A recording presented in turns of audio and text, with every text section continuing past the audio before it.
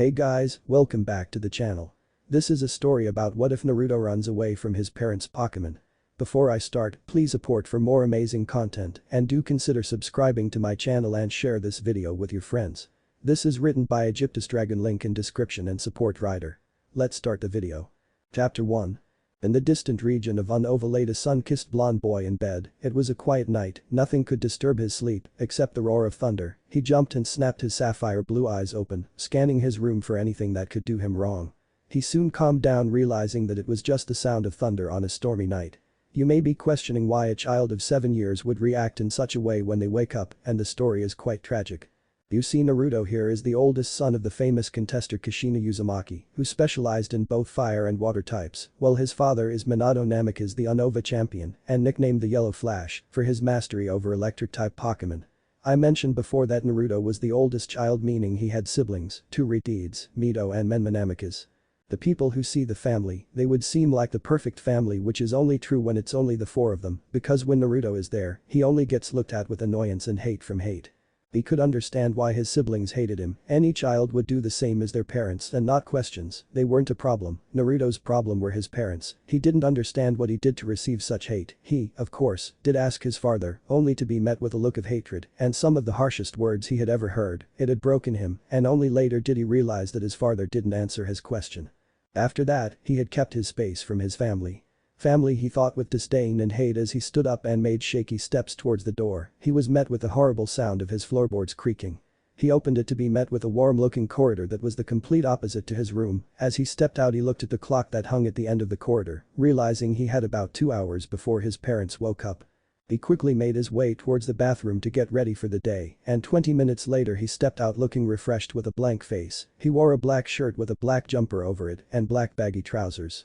He knew he still had a lot of time, so he went to get some food, knowing that if he didn't eat anything now he wouldn't be getting anything for the rest of the day. As he made his way down the stairs, he absent-mindedly realized that these floorboards didn't creak or make any sounds. He quickly became disinterested as he had already made that conclusion months ago. As he was getting some cereal, he heard another roar of thunder, making him jump. Pathetic, he thought. He didn't like looking weak, and to him being afraid of thunder was something which made him look weak. It made him annoyed. As he was getting some milk, he heard another roar of thunder, this time making him flinch. After that, it was quiet, which made him grateful that is until he heard the screech of a Pokemon. He froze, thinking it was just his imagination, until he heard it again, accompanied by the sound of thunder, which made him jump and allowed him to get out of his frozen state. He started to panic. What was he supposed to do in this situation? He couldn't tell his parents, they wouldn't believe him, and his siblings were as useless as him. He heard the screech again, and without a second thought, he ran outside into the storm. He ran for what felt like hours, but was only a couple minutes. He wasn't surprised to feel himself becoming tired, as he didn't get to eat that much. A few years into the future he would have said he ran because it was the right thing to do, but now he ran with no such thoughts. He ran because his instincts told him to. Finally, he arrived at the side of where the screeches of help were coming from. He looked in front of him to see a fallen tree that was on fire, but no sign of the Pokemon. He stood there scanning the area, seeing nothing, hearing nothing. He was hoping to Arceus that whatever Pokemon was calling for help was still alive and could make any noise. He heard nothing. He stared blankly at the fire that was in front of him, a million thoughts running through his head. He sat underneath a nearby tree and let the tears fall. He felt like a failure. He felt disgusted with himself for not being able to help someone. He felt hatred run through his vein. He felt it all be aimed at himself. It made sense now why his parents hated him. It was because he was a failure. It was because he couldn't do anything. As he stood up with tears still running down his face, he heard a whimper and froze. He waited to see if he wasn't imagining it and was rewarded with another whimper coming from the other side of the broken tree. With speed he didn't know he possessed, he was on the other side of the tree in seconds, and what he saw made his already broken heart shatter into a million pieces. There, laying with half of its body under the tree, was a brown fox, but that wasn't what had made him so shocked. What had made him so shocked was to see it crying tears, giving up hope just like he did only moments ago. "Hey," he said, not knowing how to get its attention, but was happy to see it snap its head up and stare at him with both fear and fury, fear of death and fury to show that it could still hurt him if it wanted to. He showed it both its hands, a clear sign that he was unarmed and that he meant no harm. He saw it stare at his hands for a couple of seconds before looking back at him. Taking that as a sign to continue, he said, "I heard your calls for help and came as quickly as I could. I'm going to try and help, okay?" All he got was a nod back. As he moved towards the tree, he felt a sharp amount of pain come from his right hand. He grunted and grit his teeth as to not scream out in pain. He looked to his right to see that the fox had bitten him and immediately understood that it didn't trust him as much as he thought it did so, as delicately as he could, he moved his arm towards the light blue tuft of hair that was on its head, ignoring the warning growl he received. As he touched the fox he felt it bite down harder, making him grit his teeth. But that didn't stop him from scratching its head to show that he really meant no harm to it. After a few 10 seconds, he was happy to see it remove its mouth from his hand, allowing him to go back to what he planned. As he looked back to the tree he was met with an insane sense of heat and a massive amount of fire. With reflexes he didn't know he jumped away from the tree, landing on his backside and staring at the tree in fear. He had spent years living with fear, but this was a new type of fear for him. He didn't know what to do again. He was frozen in shock again. He was trying to make plans in his head, but all he was getting was blanks. As he stared at the fire he looked back at the fox to see it staring back at him. He looked into its eyes and saw multiple emotions: despair, pain, fear and then trust. It was putting its trust in him. It was trusting him to save it. People say that the eyes are the doors to the soul, and after that, he believed it. He promised himself that he wouldn't lose its trust and that he would save it. So with new vigor, he ran at the tree. He felt the adrenaline pumping through his veins instead of anger. As he tried to pick up the tree, he felt it move up and heard a whimper come from his right. "Sorry," he said through gritted teeth and shaking arms and legs. He felt the heat get closer to him and opened his eyes, not realizing that they had been closed out of concentration. He was greeted with the sight of the fire dancing dangerously close to his throat. "Ah!" he yelped as he felt the fire start burning his left hand, shoulder and chest. He ended up pushing the tree up higher than before, feeling the fire burn him more, but still not letting go. He wasn't going to waste the trust that the fox gave him. He prayed to Arceus that the Pokemon had already moved because he didn't know how long he could keep holding the tree, and as if answering his prayer, he heard a bark letting him know that fox was safe and behind him. So with as much energy as he could, he pushed the tree away from him and fell on his back. He laid there on the ground watching the rain hit him. After a couple of minutes he felt the adrenaline leave his body and immediately started hissing in pain as he felt the burns that he had gained start to hurt him. He felt some energy in his body come back and so tried to stand, but ended up immediately falling back on all fours. He looked right and saw nothing. He looked to his left also seeing nothing, so he gave a sigh, allowing his head to drop, not knowing where to find the brown fox. As he sat there he felt a lick on his chin, immediately making him snap his head up and gritting his teeth from the pain of the sudden movement, but he didn't care. As he looked up he was greeted with a smile from the fox that was inspecting him, realizing he hadn't done that himself yet he looked at it. It had a brown body with a black mane. On its head, there was a brown tuft of hair with the top being light blue. Its legs and eyebrows were also light blues, with 2 light blue circles appearing near its eyes, and its eyes a red color. He quickly realized he didn't know what Pokemon it was, but he didn't care. As they were done inspecting each other they just stared at each other, both noticing that it was lighter now than before, meaning it was morning. It was still cloudy, but the rain had stopped. As Naruto was done inspecting the sky he looked down towards the fox to see it close its eyes and push his forehead towards him. Not knowing what to do he copied it, and what he saw amazed him. He felt multiple emotions rush through him: gratitude, trust, joy, protectiveness and love. He understood that the love she was sending him wasn't one of romance, but a sibling type. He understood that the fox was a she. He didn't know how he knew, but he did, and he believed it. The next thing he experienced was seeing her memories. He saw her come out of an egg. He saw her get ignored and hated by her pack, her family, because of her different color. He saw her leave them. He felt her loneliness, he felt her sadness, and he realized that they were 2 of the same coin. They were opposites by species, yes, but they were still the same 2 sides of a coin. As she gently pushed him out of their mental link, he heard a childlike voice whisper Katsumi, and he immediately understood. The next time he opened his eyes he felt himself crying again, and as he looked at Katsumi, he saw her tears too. "You saw my memories too?" he said it as a question, but they both knew it was a statement. As he saw her nod with a regretful look he said, "It's fine, it's only fair that you could look through my memories if I'm looking through yours," he said with a smile, and was happy to receive a happy nod back. As he tried to get up he felt himself nearly fall over, so he grabbed onto a tree for support, distinctly hearing a bark of concern from Katsumi. As he made his way over to her he picked her up in his hands with a look of concern and said, "We need to get you to the hospital to check your back," he said as he started to limp towards a path he saw. "There's the regional professor's lab around here, so we're going there," he said as he limped down the path. As he was limping he heard a bark and looked down to see Katsumi pointing at his injuries and giving him a pointed and regretful look. A look of understanding crossed his face and he said, "I'll get myself fixed up after you, don't worry about me, and hey, it's not your fault that I'm injured. I got injured because I wanted to help you, so it's my fault, not yours," he said with a smile, until he saw her lick his right hand where she bit him, making him hiss. "Okay, that was your fault," he said, and quickly carried on, seeing her look down out of sadness. "But I don't blame you, you didn't trust me, and everyone would have done the same thing that you did," he said, only to see her roll her eyes at him and then bury her head into his chest, making him flinch, but understand the gesture. He smiled with a wink, telling her he accepted her apology, gaining a happy look from her. As he looked back up, he was greeted with a lab appearing in the distance. He limped forward at a faster speed and said with confidence, "Don't worry Katsumi, you'll be all better soon." Chapter 2. Naruto and Katsumi made their way to the lab in silence, both preoccupied with their thoughts. Naruto had spent his time wisely and had thought about the power Katsumi had shown him and why he couldn't identify her to any Pokemon he knew about. He may have been neglected by his family, but that didn't mean he wasted time in his room, quite the opposite. He usually snuck into their study and learned about the different types of Pokemon that existed in all regions from Kanto Kalos. He had always dreamed about going on a journey with a starter and building a team of Pokemon that he could trust with his life. He wanted to build a team that was a family. But with how his family treated him, he didn't think those dreams would come true. That didn't mean he had no hope. He had always told himself that he would find a way to become a trainer. He had no specific dream because he had always saved those ideas for a later time. He may have been hopeful, but he was also realistic, and he knew that him going on a journey was slim, so he didn't want to dream big like other kids and then get it all crushed. Anyways, he was increasingly becoming more frustrated as he couldn't recognize the Pokemon Katsumi was. He had a power that some people would say was a blessing and others would think of as a curse, and that was having a photographic memory, so you can understand why it annoyed him so much. He knew nearly every Pokemon that existed, and then Katsumi comes along and his memory fails him. His photographic memory was something that allowed Naruto to grow up quicker than other kids, as he was always reminded about his neglect.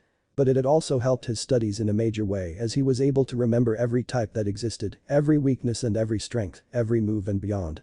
He didn't only study Pokemon though, as he had come to realize that only learning about types would get him so far, and so with this new idea he went and studied science from chemistry, biology, and through that learned many more things that would help him in his inevitable journey in life, biology stuff. He also learned how to be strategic, which he knew would help him out a lot in the future, especially if he ever battled. As he looked at Katsumi, he tried to figure out what type she was, and with the brown fur that was mostly her whole body, he had a good idea that she was probably a ground type. Think again, he heard a pleased but excited childlike voice in his head, making him jump in surprise, nearly dropping Katsumi. "Woes there?" he questioned, carefully looking right and left as to not aggravate his wounds. "Down here, silly," he heard again, this time only flinching out of surprise as his mind connected the dots. "Katsumi?" he questioned, looking at her and blinking in surprise. When he heard her reply with a happy yep, he saw her look at him with an amused look, which was most likely because of the surprised expression he had on his face. "How?" he asked, not understanding how a Pokemon who looked nothing like a psychic type was mentally talking to him. "Easy," she said, "I can communicate telepathically because my father was an espion." Well, that answers one question, he mused to himself, only to hear a giggle come from her. "Is that why you've been so quiet these last few minutes?" All he got this time though was a nod for his question. After that, he said nothing else as he tried to get over the fact his new friend was able to talk to him. Eventually, he got over his shock and asked the one question that was plaguing his mind, as the other was answered with the news of her telepathic abilities. "What are you?" he asked as they got closer to the lab. "I am a Pokemon not many people will ever see in their lives. I'm a Zoroark," she said with clear pride, making him roll his eyes until he realized what she had said.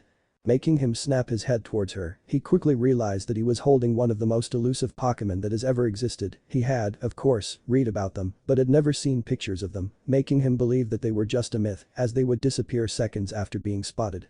He didn't get the chance to question her anymore as he entered the lab and shouted a hello, knowing for a certain that a regional professor would be awake by this time. So while he waited, he went to a chair and sat down so as to not put any more strain on his legs. After a couple of minutes of waiting, he saw a woman with orange-brown hair walk in, wearing a white lab coat and a white shirt underneath alongside a green skirt. She, of course, saw him from afar, and as she got closer asked, "How can I?" Immediately stopping as she saw his state alongside Katsumi, she rushed towards them, getting down so she was on his level, and immediately bombarded him with questions. "Are you okay?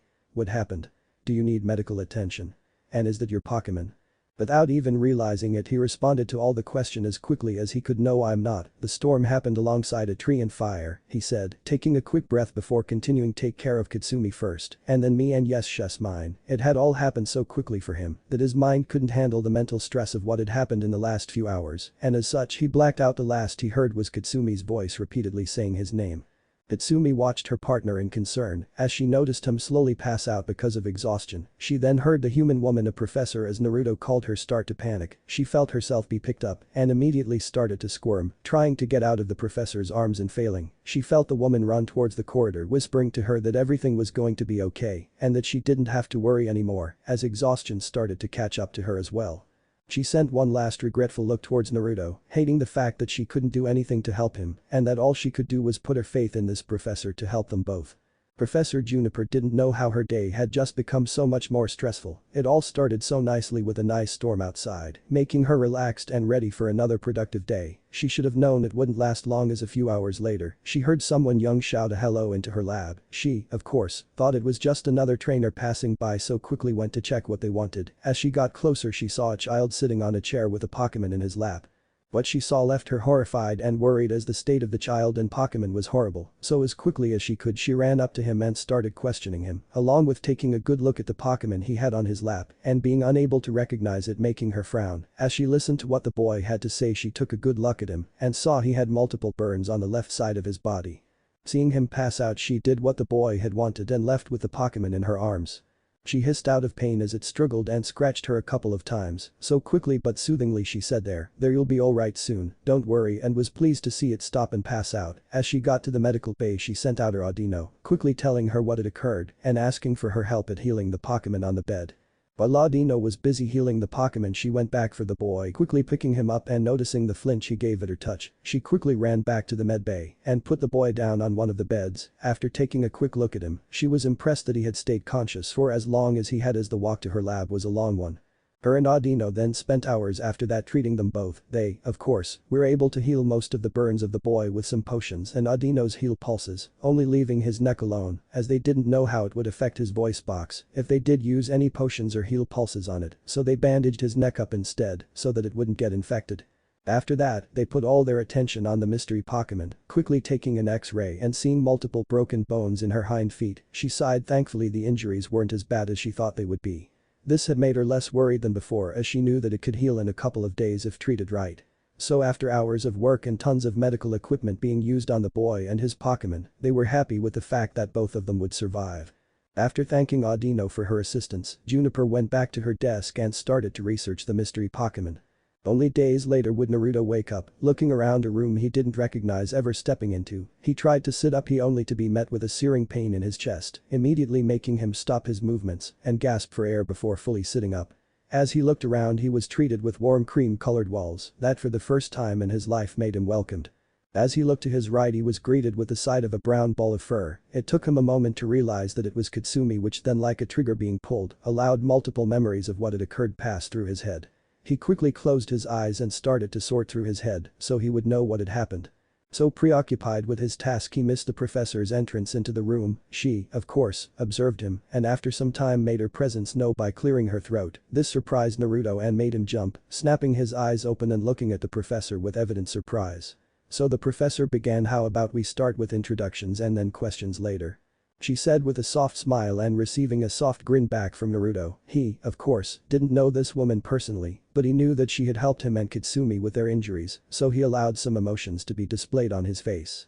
"Why don't you go first?" she said, and received a nod in return. "My name is Naruto Namikaze Uzumaki and you miss," he said politely and with confidence, even if it pained his throat. The lady must have realized this too, and so passed him a cup of water, receiving a thankful nod from him.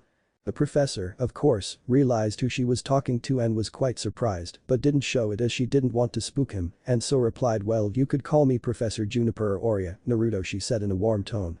After the introductions were made, they made small talk, and after she thought he was comfortable being around her, she started to ask him questions about how he ended up with burns and the rest of his little adventure. She wouldn't lie, she was extremely surprised to hear that this child could do so much and still stand, much less walk. After she heard his story, she had told him about his injuries, and he was pleasantly surprised to hear that it had all healed so quickly, but was horrified to learn about the scarring on his neck. She had changed his bandages while they talked and was met with a surprise as she could practically see Naruto's entire ribsage. It made no sense how the son of two wealthy and famous people could be so skinny and malnourished, but she wasn't going to question him about it, and for that, she received a thankful nod from Naruto. Then she asked him a question she was dying to know. "What's that Pokemon you carried in with you?"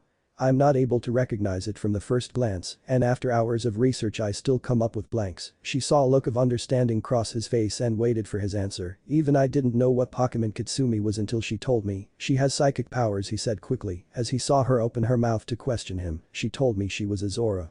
The shiny too. After he said that, he couldn't stop himself from releasing a chuckle at seeing her look of surprise. "Yep, I had the same reaction," he told her. "She's also a dark type if the rumors are true, not some ground type," he thought to himself, annoyed that he made such a horrible guess. "But I thought that they were myths. Nobody has ever presented any proof of them, and only a handful have seen them," Juniper said, still in shock. Naruto only nodded back in confirmation before saying, "That's what I had thought too, but all we can do is trust that she is telling the truth," and was happy to receive a nod of understanding from her.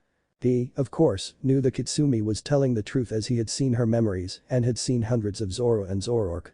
He didn't tell the professor of this as Katsumi had shown him her memories in confidence, and he knew that something as big as that should be kept a secret, as he knew there were many sick people out there that would do anything for the chance of owning a Pokemon from the Zoro line. They talked some more until Juniper had realized how late it was, telling Naruto that he should get some sleep too. He gladly accepted. She soon left him alone in the room with the lights off. As he laid back down and closed his eyes, he felt something move on his bed, and as he opened one eye, he was met with Katsumi curling up into his body. He just smirked and in his head, said "Night Katsumi," knowing she heard him. Katsumi had of course been awake the entire time. She would have greeted Naruto, but knew he needed some time to process what had occurred, as she had seen his mind herself and knew how it worked. She was annoyed with the entrance of the professor, as she wouldn't be able to talk to Naruto with her around, so she just chose to listen into their conversation instead, and as the conversation went on, she was happy that Naruto didn't say anything about their memory exchange, showing to her that she put her trust into the right person. As night came and the professor left, she realized how empty and cold her bed was, so with her nearly healed legs, she jumped onto Naruto's bed and snuggled into him, happy to hear his voice in her head once again before she slept a night full of dreams. The next morning both Naruto and Katsumi woke up to the smell of food. As both fully woke up they exchanged glances of confusion before following the smell. What they saw left them speechless. As they took a turn around a corner they saw a table full of food and were surprised to see Oria standing behind the food with a smile on her face as she looked at their shocked expressions. "Come on Naruto, I've made breakfast for the both of you," she said. "But why did you make so much?" he questioned with clear confusion in his voice. "I've seen your chest Naruto and you need food, that's why," she said strictly. Katsumi, of course, had also seen his chest yesterday and was horrified. She had sworn there and then that she would rip his parents' faces open when she met them as revenge for what they did to him.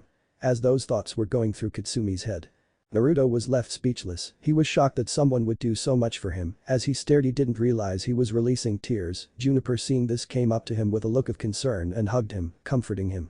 Still confused about why he was crying she asked him only to be met with his sobs and him begging her to not take him back. Juniper was confused and so looked down to Katsumi to see her looking at Naruto with a regretful look. Knowing she wasn't going to get a reply, for now, all she did was hug him trying to comfort him. It took a couple of minutes for Naruto to calm down and when he did Juniper started to question him about why he broke down. Knowing he had to tell her the truth as he had no one but Katsumi, he explained to her his life, how his parents hated him, how he was forgotten and everything else that had made his short life a living hell. Halfway through his explanation, he started to cry again as all his built-up emotions were finally able to be released. The professor was horrified to learn of Naruto's life and pitied the boy for how he lived. Knowing she had a chance of changing his life, she asked a question that would change their lives. "Why don't you live here with me?" Then Naruto she asked only to receive a shake of his head and a response that made her frown. "I can't do that professor. I don't want to be a burden," he said looking away only to feel her grab his chin. So he was looking at her and say, "Don't be silly. You'll never be a burden to me," with a smile. Are you sure?" he asked again knowing this was a big deal. All he got was a nod and a smile. He ended up smiling back through his tears. After that fateful day, everything in Naruto and Katsumi's life had changed.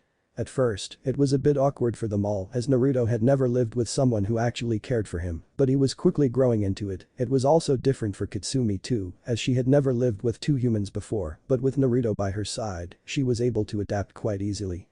Juniper also struggled with the changes as she had to take care of a child now, she of course never showed it, but both Naruto and Katsumi could see that she was struggling. He also knew that she didn't know how to approach him, so they barely talked, and on the slim chance they did, it was still extremely difficult for the both of them. It was like this for quite some time until Oria saw Naruto in her library reading about dark types and how to take care of them with Katsumi sleeping on his lap. Juniper, of course, saw this as an opportunity to bond with him as she could help his study because of her status of regional professor. They spent hours talking, and after this little session, she had learnt that Naruto had a photographic memory and had recently started to research the mind arts trio. Surprised that a 7-year-old was researching ghost, psychics and dark types, she questioned him and was pleasantly surprised to hear that he had a new dream. He dreamed about being a type specialist, starting with dark types and then later moving on to psychics and ghost Pokemon. She was all for it as only a select few could ever understand how to deal with the trio, and no one before had tried to specialize in all three before. Seeing this as a way to bond with him, she asked if he wanted to be her apprentice, and Naruto, knowing that such a chance won't present itself again, readily agreed to it. After this, Naruto and Juniper had spent months going through many books, accounts of everything and anything made about psychics, ghosts and dark types. Naruto was able to learn many things he never knew about and was pleased with the progress he was making, even if he knew that he still had a lot to learn about Pokemon. Because of the many hours they spent together, their bond grew and it slowly became a sibling relationship. It was amazing for Naruto as he started to feel like he belonged, and thanks to Juniper, he was able to understand that he now had a family. Katsumi wasn't forgotten in that time either, as soon after Naruto's apprenticeship started they snuck out in the early morning and late evenings to learn how to battle.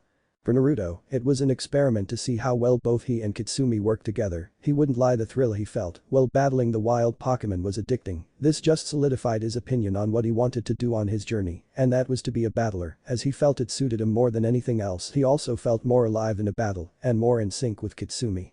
He felt their bond grow through battle, but like all good things they had to stop as Katsumi became too powerful for the surrounding Pokemon. Thought through this experience, their bond grew and solidified to the point where nothing could break it.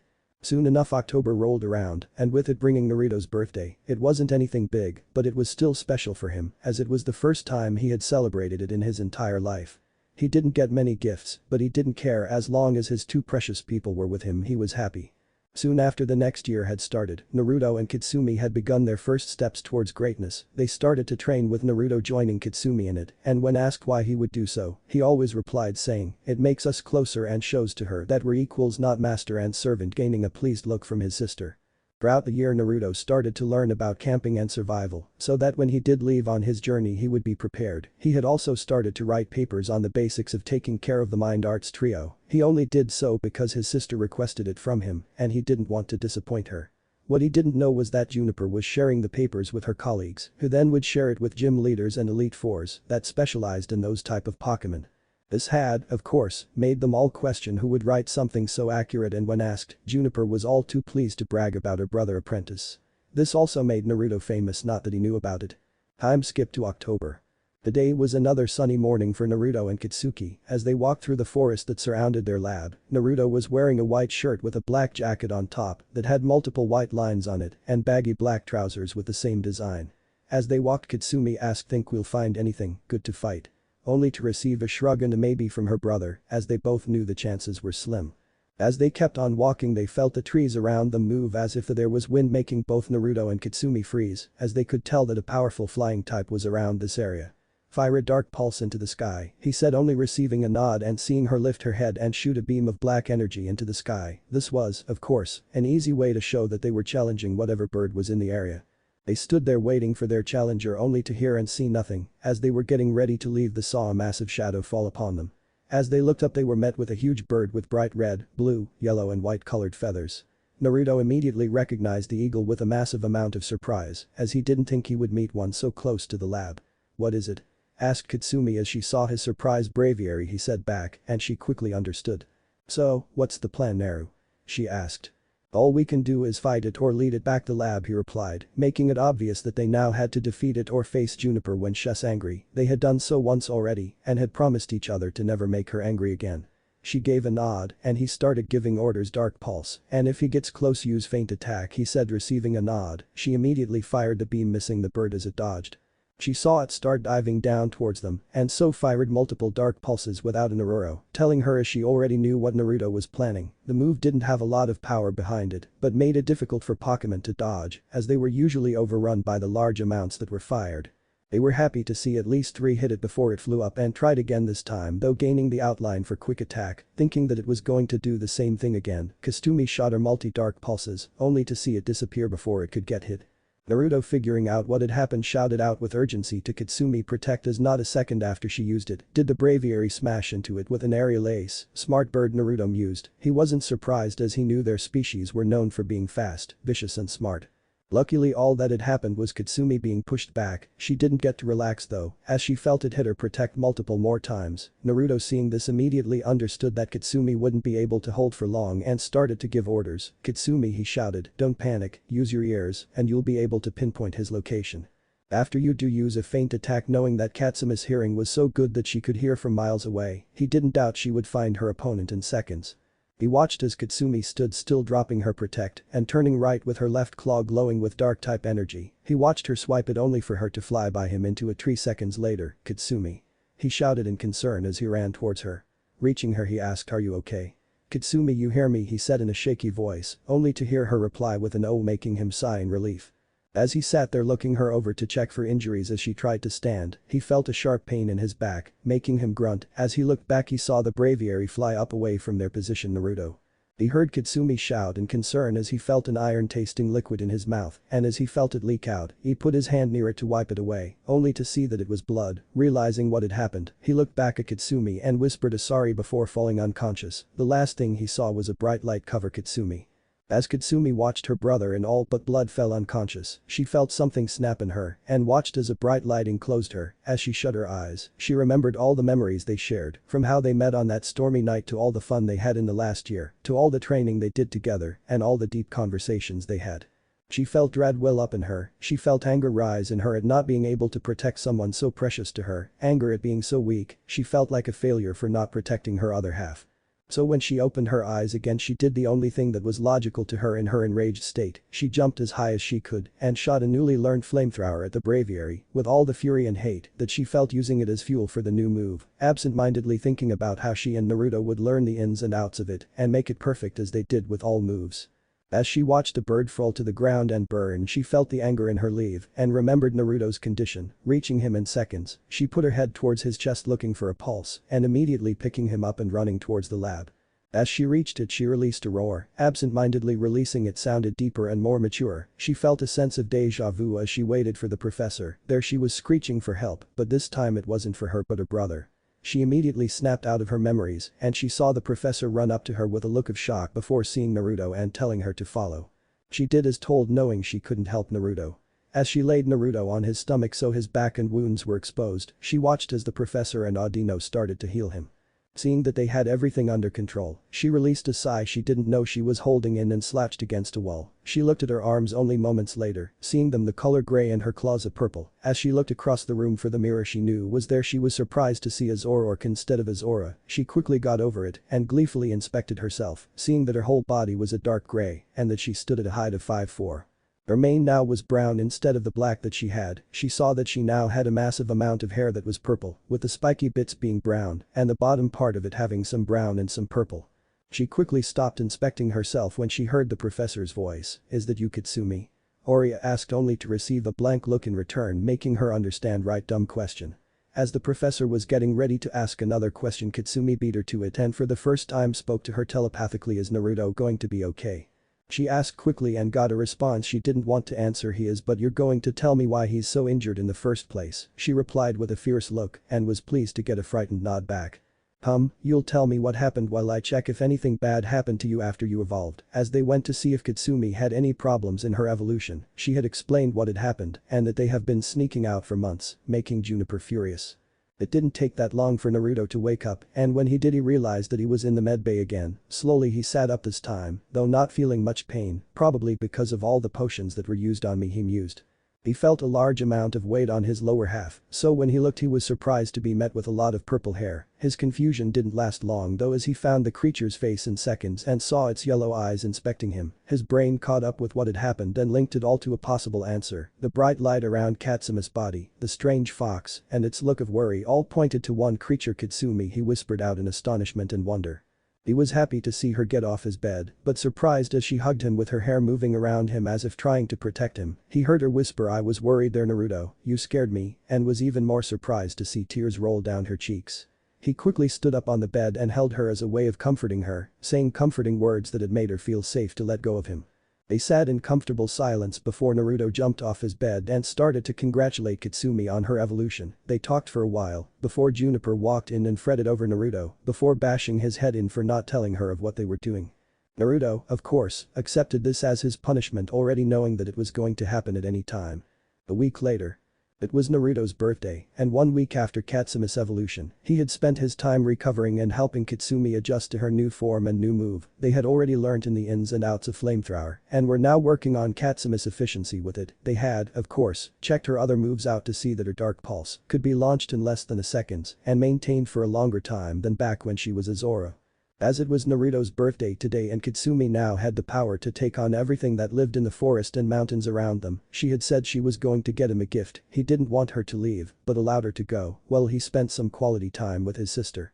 Juniper had been thoughtful about her gifts and had given Naruto a mask that would cover his neck and bottom half of his face, as she knew Naruto didn't like people seeing his burns, Kakashi's mask but black. She had also gotten something that she knew would make Naruto extremely pleased. Speaking of Naruto, he was sat on the roof of the lab with his mask on and the same clothes from last week, but washed. The roof was one of his safe spots, as only he came up here, and that was only to think. He knew he only had 1 more year before he turned 10, and he had to start his journey. He wasn't worried about that. What he was worried about was what name should he use, as his old family hadn't even attempted to search for him in the last 2 years, and they are all Namikaze's, and while he did like the Uzumaki name, it reminded him too much of his mother, so he was stuck in a dilemma. Screw it, he'll figure it out some other day, he thought to himself as he made his way back into the lab. Katsumi made her way through the forest in a rush. She didn't have that much time left before Naruto's birthday, and she had promised him that she would get him something good. She didn't why she said so, as they both knew that finding something valuable in the wild would be rare. But with stubbornness, she inherited from Naruto, she ran, not giving up until she found something. As she came to a stop, she saw multiple entrances to a mountain. Having a feeling that she would find something good in there, she ran.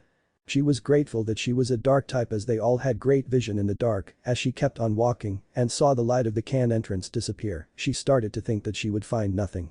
As she thought about leaving, she saw something shine down the tunnel. Interested by it, she walked down it to be met with a stone sticking out of the wall. Interested in it, she used her new strength to take it and pull it out. Blowing on it, she got rid of the dust and was surprised to see it be a dusk stone. She remembered Naruto telling her all about them and how they could help evolve certain dark type Pokemon. Naruto's theory was that it was just a stone that had absorbed shadows and darkness from its surroundings, giving it the power to evolve Pokemon with it, especially dark types, as it just gave their already powerful dark type powers a boost, making them evolve. He explained it as a chain reaction. She believed that it was right, as she could feel dark type energy irradiating out of it. As she turned to exit, she was surprised to see another Pokemon sitting there watching her with interest. She jumped in surprise, nearly dropping the stone. She quickly hid the stone in her hair and inspected the Pokemon before her. It had a blue face with a blue horn sticking out on the side of its head, with its claws and tail also being the same dark blue color. It had white fur that covered its whole body and red eyes that inspected her. An Absol, she thought, recognizing the Pokemon before her. She watched it stare at her before it spoke in a calm female voice. "What is your business here?" Knowing she couldn't lie, she replied, "I came to look for a gift for a friend of mine." She watched as the female Absol tilted its head and raised an eyebrow before speaking. "Why would your friend want a dusk stone? Why do you need to know?" Katsumi replied, instantly making her seem suspicious. The Absol only gave her an amused look before saying, "Because you're in my territory," she said with smugness clear in her tone. "Damn it," Katsumi mentally swore. As Katsumi didn't reply, Absol continued, "So I want to know what a Zoroark is truly doing here." Katsumi just growled, realizing that she was being interrogated. "I've already told you why I'm here," she said through gritted teeth. "So is that stone a gift to another Pokemon, or that blonde boy you're always with?" she said with curiosity. This had made Katsumi freeze, not knowing how this Absol had known. The only logical answer was that she spied on them. Absol, seeing Katsumi's narrowed eyes, quickly carried on so as to stop a fight from beginning. "I'm not gonna stop you," she began with a smile. "I'm just here to give you a message, which you will pass on to him," she said, finished it in a threatening manner. "What's the message?" Katsumi asked through gritted teeth and narrowed eyes. Absol, knowing she had to be quick or risk being attacked by the Zoroark, quickly told her, "Tell him I said when you begin your journey, get ready to fight the bringer of disasters, and if you win, she will announce you as her new master. Got that?" She asked expectingly, only to receive a stiff nod in return. "Good," she said in a pleased tone before leaving the Zoroark to process what had happened. She was pleased to hear it exclaim a what in shock. After Katsumi got over her shock, she ran out of the tunnel and into the woods, knowing that it would take a couple of hours to get back to the lab. She knew Naruto would be pleased with the news, but was still shocked that they were being spied on for however long. She had planned to only tell him as the Absol specifically told her to only tell Naruto, and she wasn't going to screw this chance up for him by telling anyone else. Naruto was sitting in the kitchen with a cake in front of him, he was waiting for Katsumi to return so that they could celebrate his birthday. "What do you think is taking her so long?" asked Juniper, who was on the other side of the table. "No idea, she probably got distracted by something shiny," he replied as they both chuckled at his joke. As their laughter died down, he felt Katsumi's psychic powers connect to his mind and a sarcastic voice say, "Haha, keep on laughing and you won't get your present crap." He cursed mentally, forgetting Katsumi had amazing hearing. "Sorry," he replied, knowing he was caught red-handed. Seconds later they saw her run into the kitchen with a look of annoyance. Naruto just chuckled half-heartedly and hugged her as an apology. "So, now that we are all here, why don't we start with the gifts?" Juniper said, getting a nod from the other two. Before she could continue, Katsumi had put her hand in her hair and moments later pulled out a purple stone, making both Naruto and Juniper widen their eyes in surprise. A dusk-toned Juniper said in surprise, while Naruto followed that up by saying, "So you did get distracted by a shiny stone?" Receiving a hair whack from Katsumi. Naruto had accepted the stone, saying a quick thank you for the giving him such a rare gift and receiving a happy smile and nod back from her. After that interaction, they turned to Oria to see her holding in a massive smile, so Naruto urged, only to receive a piece of paper from Juniper. As he read through it, he slowly started to cry, and after finishing it he stood up, walked around the table to Juniper, and hugged her repeatedly, saying thank you. As Katsumi watched this in confusion, she read the piece of paper herself, only to drop it in surprise, as it had read that Naruto's new name was Naruto Namaki's Uzumaki Juniper. "Thank you for everything, Oria," Naruto said with such gratitude that it made even Oria release some tears. After their little moment, they spent another hour celebrating before they all went to sleep. Well, only the professor did as Naruto and Katsumi went on the roof to talk. "What is it?" asked Naruto with a serious face, Katsumi mirroring his expression before speaking. "I didn't get held up because of the stone, it was something else," she said, pausing to see Naruto giving him his full attention. Before continuing, "It was another Pokemon. She told me she wanted me to pass on a message to you, stoked, because she knew he had a question." "What Pokemon?" "The Owl Sea," she responded. Before continuing on, she said, "When you begin your journey, get ready to fight the bringer of disasters, and if you win you will be her new master." While Katsumi waited for Naruto's response, she looked around knowing that they were being watched. While Katsumi was doing that, Naruto was trying to decipher the meaning of the message to find out what Pokemon it is had challenged him. There is no bringer of disaster, he thought, only a protector who tries to warn people of disasters, which is an Absol. But why would an Absol call itself a bringer of disaster when it goes against their beliefs? Unless, he thought to himself as an idea came to him, unless it thinks that I am like the rest of the world and think of it as a bad omen, it would also explain why it didn't challenge me now. It doesn't know how I would react. I'm probably the only one Chess deemed worthy of being her master, and so she must be scared. He looked up to Katsumi to see her looking around, making him understand that the Absol was nearby, so with confidence, he stated, "An Absol would be amazing Pokemon to have as a partner," he said deep in thought. "They've been done wrong by the world in my opinion. They're not evil, they're protectors, and I would be pleased to have one join our little family." Katsumi had quickly caught on to what he was doing and smiled, seeing her partner think differently and not follow what the rest of the world said. As they both went back to the lab, they didn't see the same Absol from before, standing there looking at them with hope and happiness in her eyes. "You truly are worthy of being my master," she thought. "Even if you do lose in our fight, I will still join you," she thought, before bowing in respect towards Naruto and leaving. Time skipped to January next year. Naruto, now with the knowledge of his next Pokemon, began to study more. He knew he had only 10 months before his birthday occurs and he leaves for his journey. He and Katsumi tripled their training, knowing they had to be ready for Absol and other things that could happen in their journey. Naruto and Katsumi went through many moves until they found the perfect moveset for Katsumi, this being Flamethrower, Dark Pulse, Aerial Ace and Protect. Naruto stopped studying the Mind Arts trio and focused on the rest of the types, as he knew that many Dark-type Pokemon were dual types and had their own needs. When he told his sister that he wanted to study and learn about the other types, she was glad to help, as then she would know that her little brother was safe in the wild and wouldn't have to worry about him as much as others did with their families. The months went by quickly, and as they did, Naruto and Katsumi both became smarter and stronger. Naruto's photographic memory was a blessing, as the last 3 years had healed his broken heart thanks to Katsumi's support and Oria's love for him. Soon it was October again, and this time they had spent their time talking to each other on his birthday, remembering memories and having a good laugh about everything that has happened in the last 3 years. Before Oria left to bed, Naruto came up to her, gave her a massive hug with a small thank you and a gift. It was a necklace that was made in the shape of the yin sign, with bits of electric, fire and water stones in it. She put it on and asked why he had given it to her. He responded by saying that he had one as well, and that his one was in the shape of the yang sign, and that he gave her yin as a reminder of him and his dream of being a dark type master, while he got the yang as a reminder of the light she brought into his life. Later, before Naruto and Katsumi went to sleep, he thanked her for everything and had promised to be her partner for life, just as she had done a year ago. When Naruto woke up, it was with a smile as he knew that today would be the day that he left for his Pokemon journey with Katsumi. They had only dreamt of this moment, and so for it to finally happen he was ecstatic. As Naruto got out of bed he woke up Katsumi, who was asleep on the ground. 5 more minutes she drawled out to him half asleep, being in a good mood he allowed her to sleep in. As he was leaving his room he picked up his clothes for the journey and left to get to the shower, spending 20 minutes in it. He walked out to see Katsumi leaning against his door inspecting him. "Well, what do you think?" he said as he took a quick spin to show her what he was wearing. He wore a black mask that covered the bottom of his face and his neck fully. Over that he wore a black turtleneck, which made him look quite smart, and black jeans made for long travel. Over all that he wore a haori which went down to his ankles covering his entire body. It was a mix between white, gold and cream colors, making it give a warm vibe, and to top it off his yang necklace. His blonde hair was as messy as ever. As he looked at her he saw her giving him a nod of consent. Not bad, she mused to herself, subconsciously allowing her thoughts to be heard by Naruto, making him chuckle.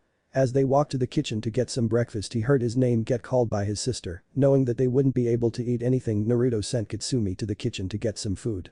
As he took a turn to go to the entrance of the lab to see what his sister wanted, he wondered about the Absol that challenged them. It had been a year, and he knew that she had been observing them since Katsumi delivered her message. He only knew this because Katsumi was able to sense her multiple times. He just hoped it didn't take too long for them to meet, as he was excited to meet her. He stopped his musing at that point as he saw his sister looking at him with a worried but angry face. "What's up?" he asked, concerned, and as she opened her mouth to respond to him, he heard another woman's voice say, "What do you mean?" "What's up?" making him freeze as it sounded oh so familiar. He looked to his left and was greeted with the sight of his mother standing there with teary red eyes, while his siblings looked at him with pity and his father stared at him with shock. Oria woke up that morning feeling an aura of sadness as she would miss her little brother, but knew that he had to go on this journey, knowing that he could achieve stuff no one else has done before. She quickly left her room to get ready. After however long women take to get ready, she stepped into her office to get the last gift she had for Naruto. She was suddenly hit with a sense of dread, knowing that the lab won't be as bright as it usually was without Naruto around. As she looked down she was met with the necklace that Naruto had gifted her. She knew that he had made it for her as a sign to show that he would always be there for her, so with her spirits raised and a smile on her face, she left her office getting ready to spend as much time as she could with him before he left.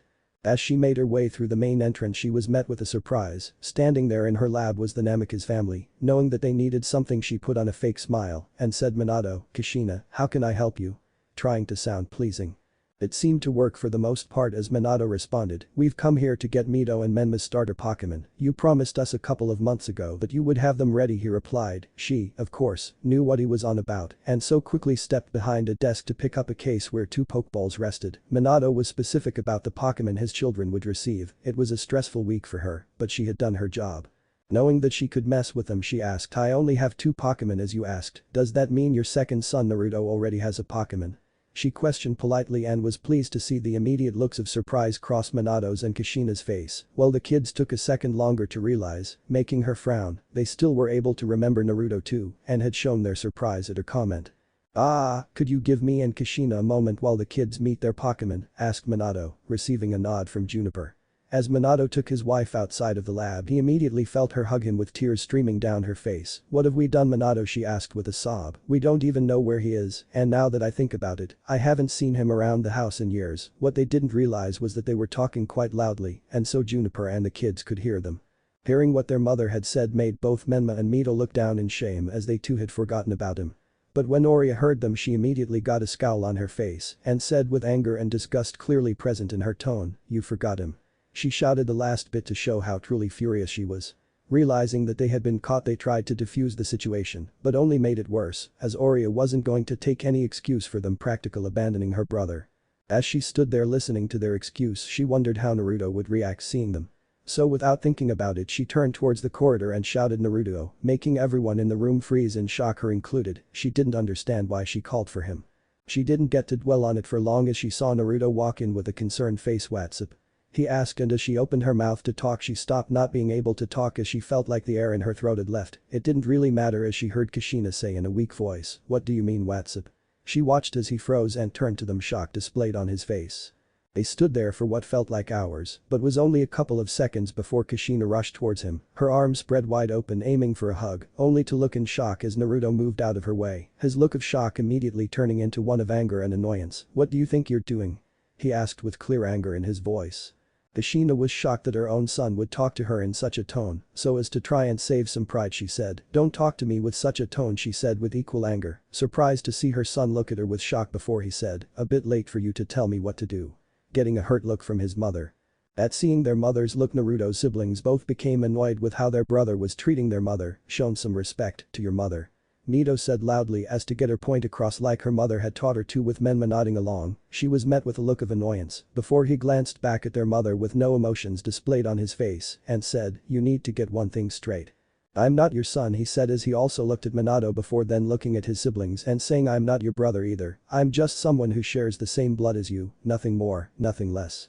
As he finished talking and began to walk towards Oria, he felt his arm get pulled, and as he turned around he was met with Kushina's furious face. "Now you listen here, Sachi, I may not have been in your life, but I'm still your mother, and you will." She stopped talking as she felt sharp claws be pointed at her neck. She froze, hearing a chilling voice in her head say, "If you do not let go of Naruto, I will skewer you, do you understand me?" It asked slowly as if she was an animal that didn't understand, making her angrier than before. As if it was reading her thoughts, the Pokemon she guessed sharpened its claws with dark energy and asked again, "Do you understand?" Kushina, knowing she was powerless in this situation, just nodded and let go of Naruto.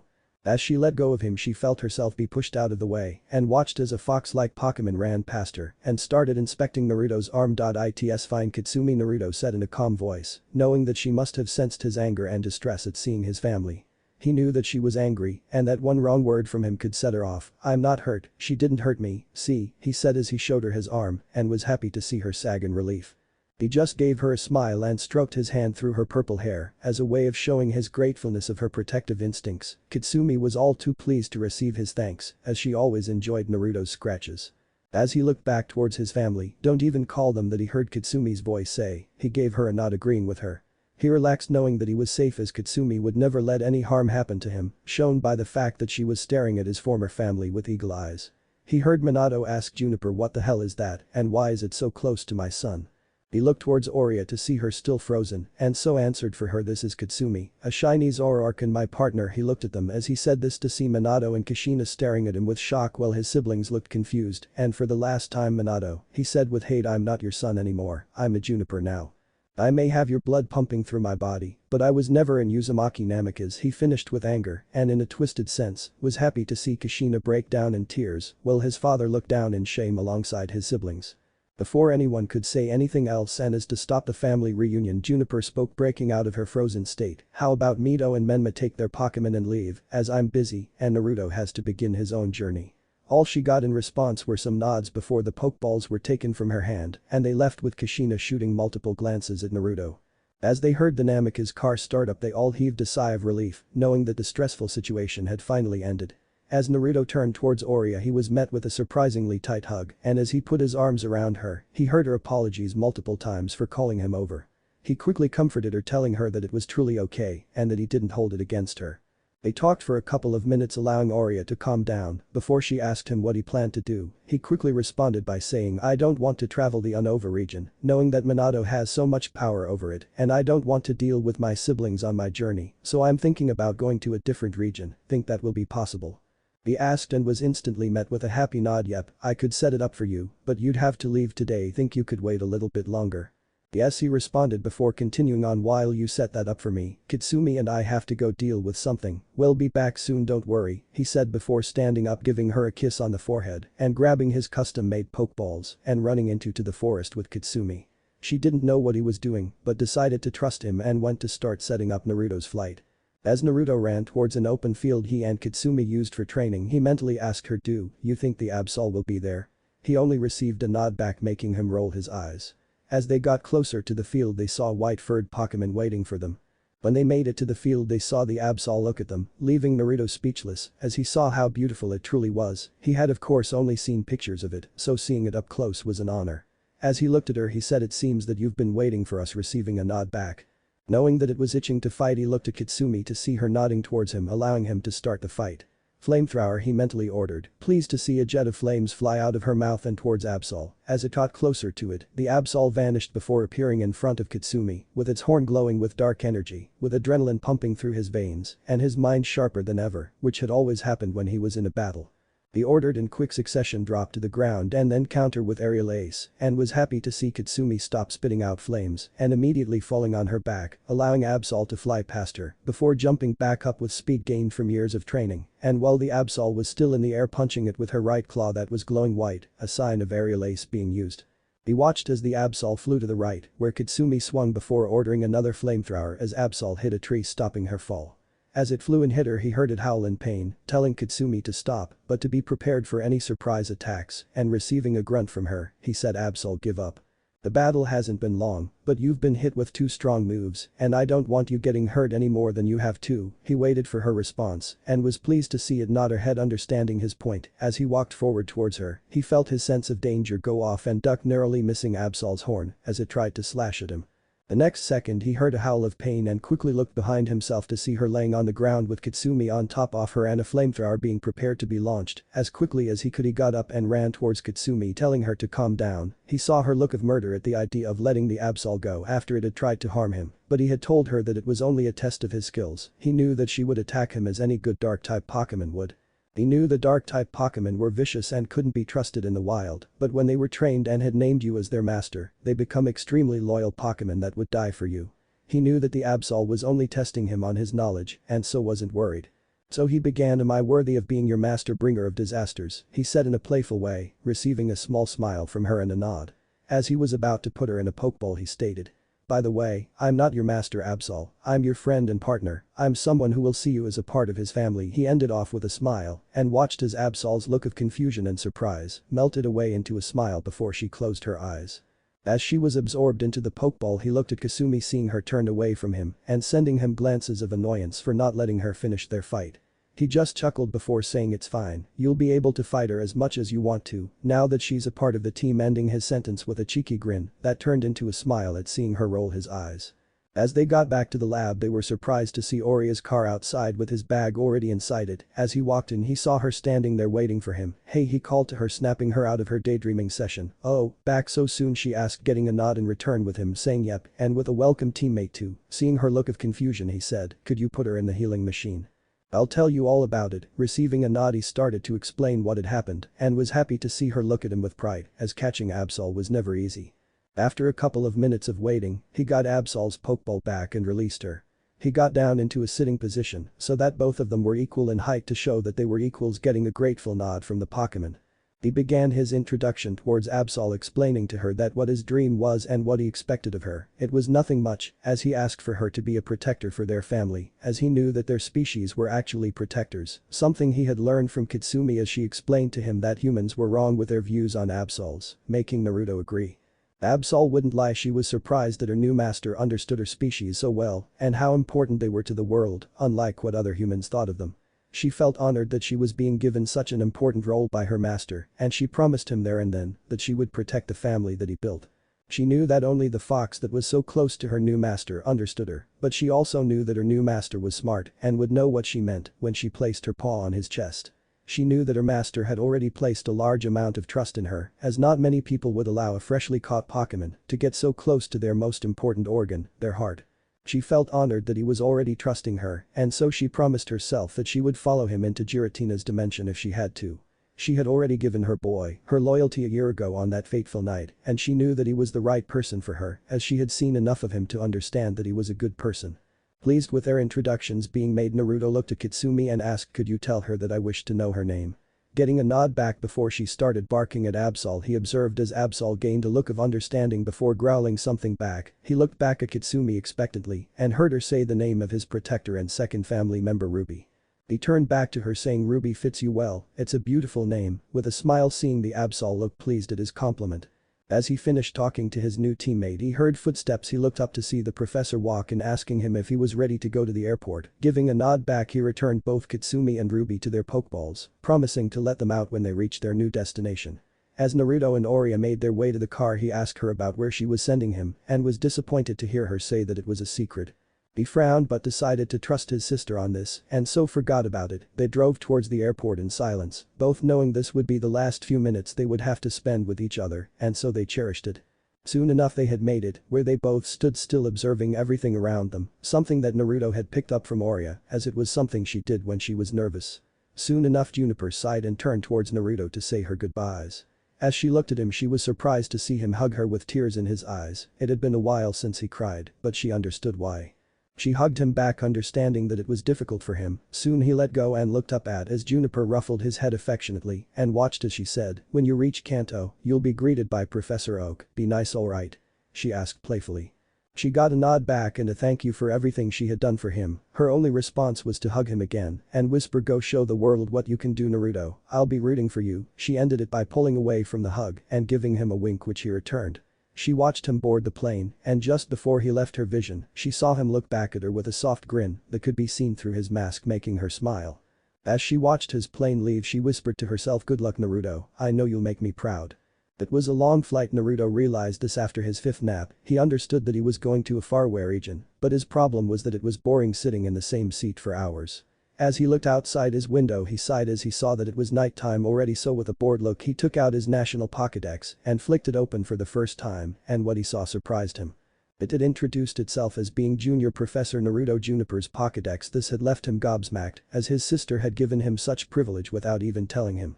He sighed knowing that he could do nothing about it and so started to scroll through it, making a mental checklist of the dark types he wanted in his team. After a couple of minutes he misclicked and saw as it opened up another tab. After reading through it, he realized that he had the privilege of holding up to 2 full teams of 6 on him if he desired. This had made him look starry-eyed and completely changed his plans for what Pokémon he was going to catch and keep. He soon realized what time it was and that he should save all of this planning for another time, as he had to get up early tomorrow, so with those being his last thoughts, he went to sleep. He woke up a couple of hours later to someone tapping his shoulder. As he opened his eyes he watched as the flight attendant told him that they had already landed in Kanto and that he was one of the few people still on board. Realizing what that meant he stood up, grabbed his bag and left the plane, immediately looking for the exit to the airport. He stepped out and immediately started to look around. He didn't see anyone that looked like an old man who was a professor. As he didn't see anyone he thought that the professor was just running late, so as he turned around to go back in the airport, he heard a cough to his left and immediately spun around to see the famous professor looking at him. "You must be Naruto, right?"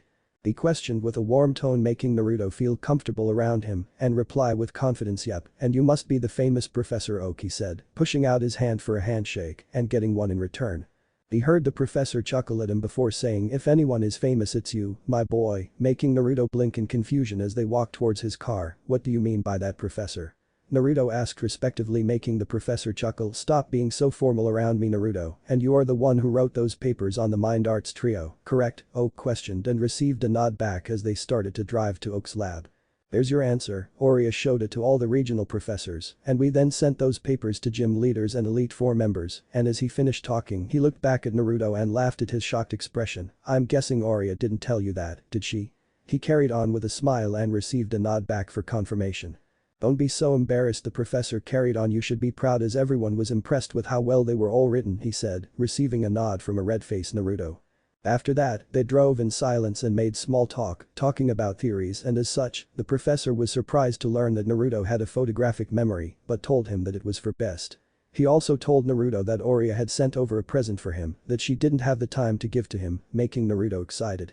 As they finally made it to the lab they saw a crowd waiting outside it with 3 kids waiting near the door. As they got closer Naruto was able to see that it was 2 boys and 1 girl. The first boy, named Richie as he heard right, wore a green jumper and blue jeans. As far as he could tell he had brown hair, nothing special Naruto thought. Next to him stood a girl with black hair and a baseball hat. Leaf, he thought as he heard her name be shouted out. She wore jeans and a white shirt with a blue jacket on. Naruto also dismissed her as an immediate threat. The last boy that stood made him raise his eyebrow. The kid stood with clear confidence and wore a dark blue jumper with dark blue jeans. He had spiky brown hair, and as they walked up to the lab, he heard him say to the professor, "Geez, Gramps, do you want to take any longer?" making Naruto question who he was. Naruto didn't have to wait long as the professor introduced them all to each other. He immediately caught Leaf blushing at seeing him and avoiding eye contact, making him roll his eyes. He saw that Richie and Gary, the professor's grandson, looked at him with slight interest, while he greeted them back with a nod. The professor, seeing that the introductions were done, showed them all to the room where the Pokémon were kept. Seeing that there were only 3 Pokeballs, Leaf asked a question that the 3 Pokémon-less trainers were wondering. Professor, there's 4 of us here, and you only have 3 Pokémon on the table, why is that? The professor just chuckled in response and said. But Leaf, you see Naruto here already has 2 Pokémon, and his sister has sent him another Pokémon which he will receive while you get your starters, he said as he watched the kids look at Naruto with wonder. Well, Naruto just kept his calm and raised an eyebrow, wondering what Oria had gotten him. Naruto watched as the 3 kids got over their surprise and went to pick their Pokémon. He watched as Leaf picked a Bulbasaur and left with it, sending him one last glance. He saw Richie go for Charmander and questioned himself why someone would name their fire-type Zippo after a lighter. He just sighed seeing them pick their Pokémon made Naruto wish for some company, so he picked up a Pokeball from his belt and threw it in the air, absent-mindedly realizing that everybody in the room was watching. As Ruby formed, he got down on his knees and greeted her with a smile. Hey girl, he said softly, and was happy to see her nuzzle his face as a way to show her affection for him. He carried on quickly. We're gonna be getting a new teammate soon, I want you to greet them with me, okay? He asked and was happy to see her nod, making him smile and scratch her chin, earning a purr from her. As he looked up, he saw the boys and professor gawking at him. What? He asked and quickly heard the professor stammer out an answer for him. It's nothing, I'm just surprised to see an Absol. They are extremely rare and not found in Kanto, making Naruto and Ruby snort as they imagined how he would react to seeing Katsumi. Everyone quickly got over their shock and he watched as Richie left before seeing Gary pick a Squirtle. He watched as Gary walked over to him with an outstretched hand and heard him say, I hope we get to battle soon, making Naruto smile in return and shake his hand while saying of course, it'll be great. He watched as Gary smiled once more towards him before he left with the Squirtle in its Pokeball. He looked towards the professor to see him looking at Naruto in shock again. What? Asked Naruto again as the professor said that's the first time Gary has ever been so nice to someone, making Naruto smile and say it must be because he respects me and has deemed me worthy of being his rival. Hearing this, the professor nodded back and muttered, that's the only logical answer. He watched as the professor clapped his hands before he pulled out a Pokeball and said well this. He stopped mid-sentence as a boy ran in wearing green and yellow pajamas, shouting a wait. Surprised both Naruto and the professor as they looked at the boy with wide eyes as he took a couple of deep breaths before saying. You can't give him that Pokémon, Professor, he said, making the professor ask, and why is that, Ash? Getting an immediate response, it's because he already has a Pokémon, see, as he pointed at Ruby. Seeing this, she sent him a warning growl, making him jump. Naruto just gave him an uninterested look before he pushed his hand out towards the professor and watched as he slid the ball into his hand. He held it firmly and looked to his right to see the kid at this point of releasing tears. The hell? He wondered out loud as he looked at Ruby to see her sending him the same look of wonder. Both looked at the professor to see him panicking, so trying to save the professor's skin he sighed and looked at him. What are you doing here, kid? He asked calmly and watched as he snapped his head towards him with a glare before answering, I came here to get my starter Pokémon and to start my adventure of becoming a Pokémon master, Ash said with conviction. Naruto just raised an eyebrow at him before saying well last time I checked Pokémon masters don't go on journeys with their pajamas on, and smiled at seeing Ash grit his teeth. He sent a glance at Ruby to see her giving him an amused look, making him smile back at her. Yeah well you don't need that Pokémon so give it here, you already have one, Ash replied, changing the subject and making Naruto frown before saying, this Pokémon is a gift from someone dear to me, so stop your yapping as you're not getting it. He paused so that Ash could understand what he was saying before continuing, and can't you ask the professor for one, he must have had one ready for you. As he said this, they all looked at the professor expectantly and saw him rub the back of his head before saying well I do have one Pokémon, and getting cut off again as Ash shouted I'll take it. Making the professor frown and carry on from where he was interrupted, but I only caught it days ago and it hasn't been cooperative, making Naruto frown as he understood the problem. As he looked over to see Ash's reaction, he was annoyed to see him begging the professor. Seeing where this was going, he wasn't going to get involved. He had already set his peace of mind and left the professor to make the final decision. As he looked at the Pokeball in his hand, he turned towards Ruby and asked if she was ready. Seeing her nod at him, he threw it in the air. What came out greatly surprised him. Standing there in front of him was a human-like metallic body. It had a dome of metal on its head that covered its face, with a huge blade that looked like an axe sticking out of it. Its body had multiple blades made of metal sticking out of it, with tiny metallic feet and long arms that had one single claw of metal as its hand. It was colored red and black. It opened its eyes that were under its helmet and looked at him. He saw it inspect him before nodding. He watched as it crossed one arm over its body and watched as it went down on one knee and bowed its head, making him snap his eyes open with surprise. He, of course, knew what Pokémon it was, and as he looked at Ruby she did too. What he didn't understand is why a poniard, a prideful Pokémon, was bound to him when he had done nothing to gain its respect. As he looked back at the professor to see if he knew anything, he saw him holding a pokeball. Seeing his look, the professor quickly answered. Juniper told me that the poniard was actually bred to be calm and not so prideful as the ones in the wild. It makes him the perfect Pokemon for a trainer, making Naruto blink. Understanding what that meant, he looked at Ruby and asked, could you ask if he has a name? Knowing it was a male by the size of its axe-like blade on its head, Ruby nodded her head, understanding why Naruto asked before she started to growl out something to Poniard. He heard it make an immediate response which sounded like a metallic hum before he looked back at Ruby to see her shake her head no. Nodding in thanks, he sat down, looked at the Poniard.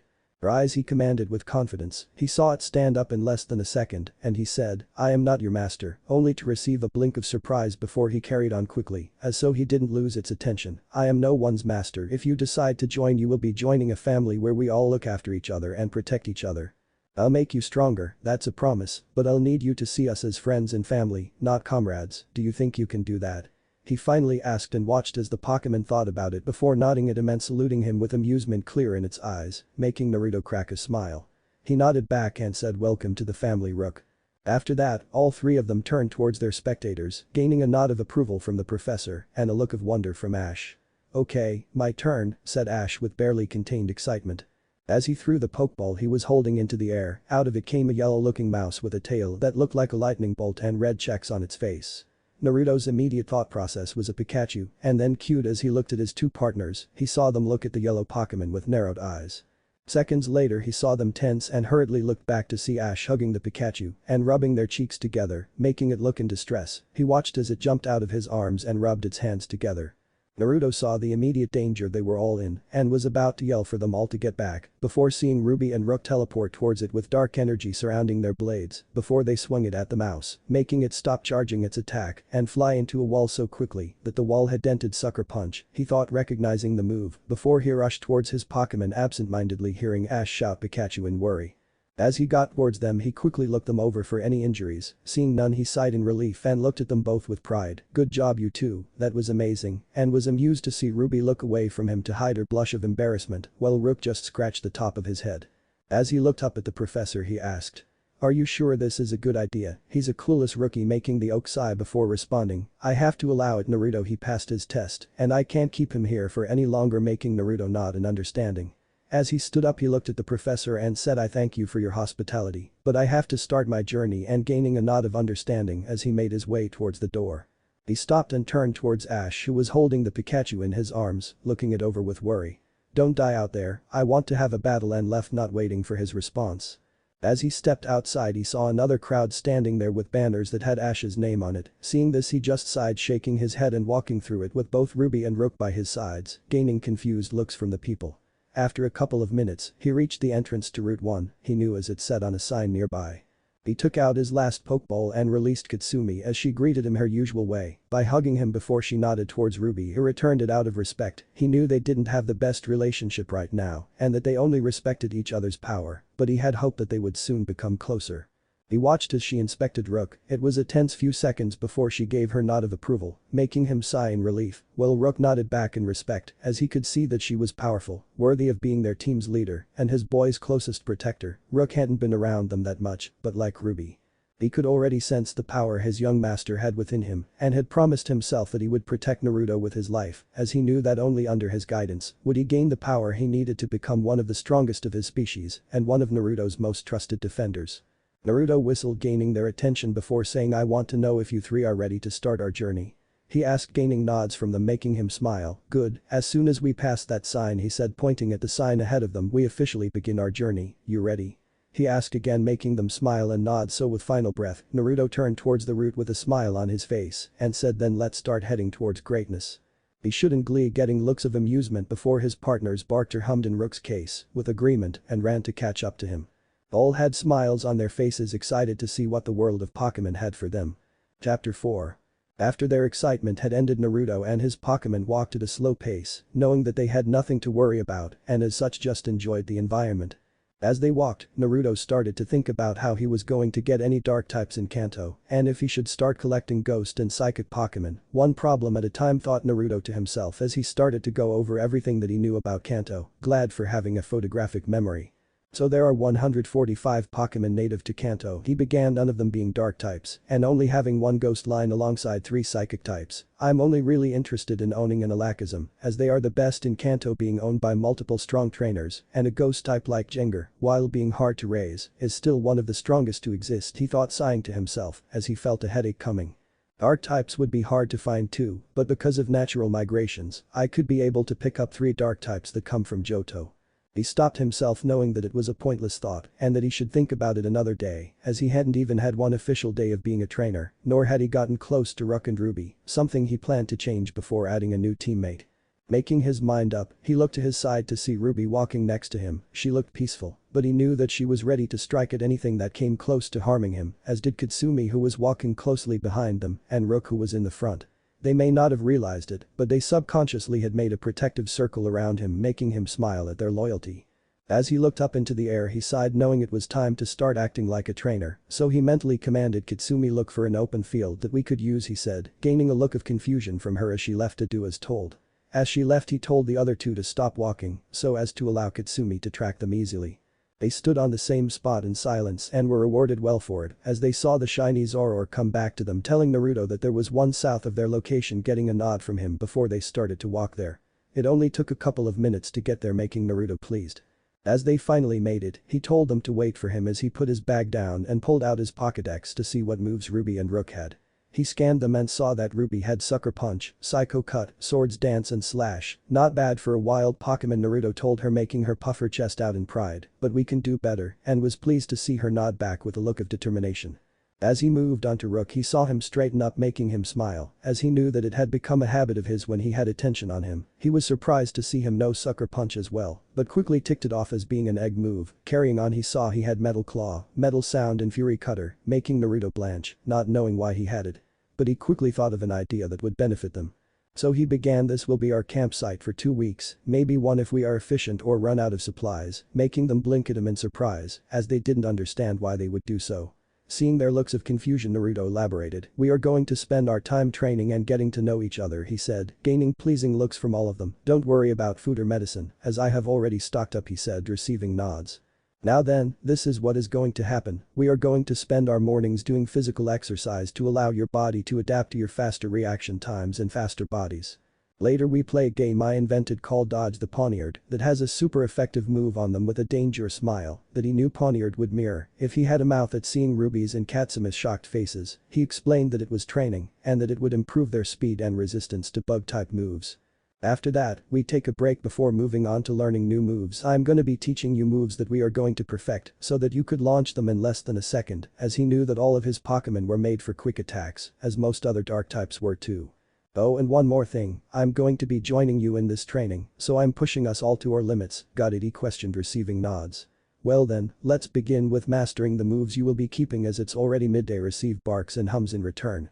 And so Naruto began their training, starting with Ruby and her Psycho Cut. "So this is the plan, Ruby," getting her attention. "You are going to keep Psycho Cut active all day and whenever we train, so that it doesn't take a lot out of you when you do use it, and every 10 minutes I want for you to launch one at that boulder," he said, pointing at a boulder that was across from them. "When I think you can hold it for long enough and at least launch 10 in less than a minute, I will allow you to learn a move. Got it?"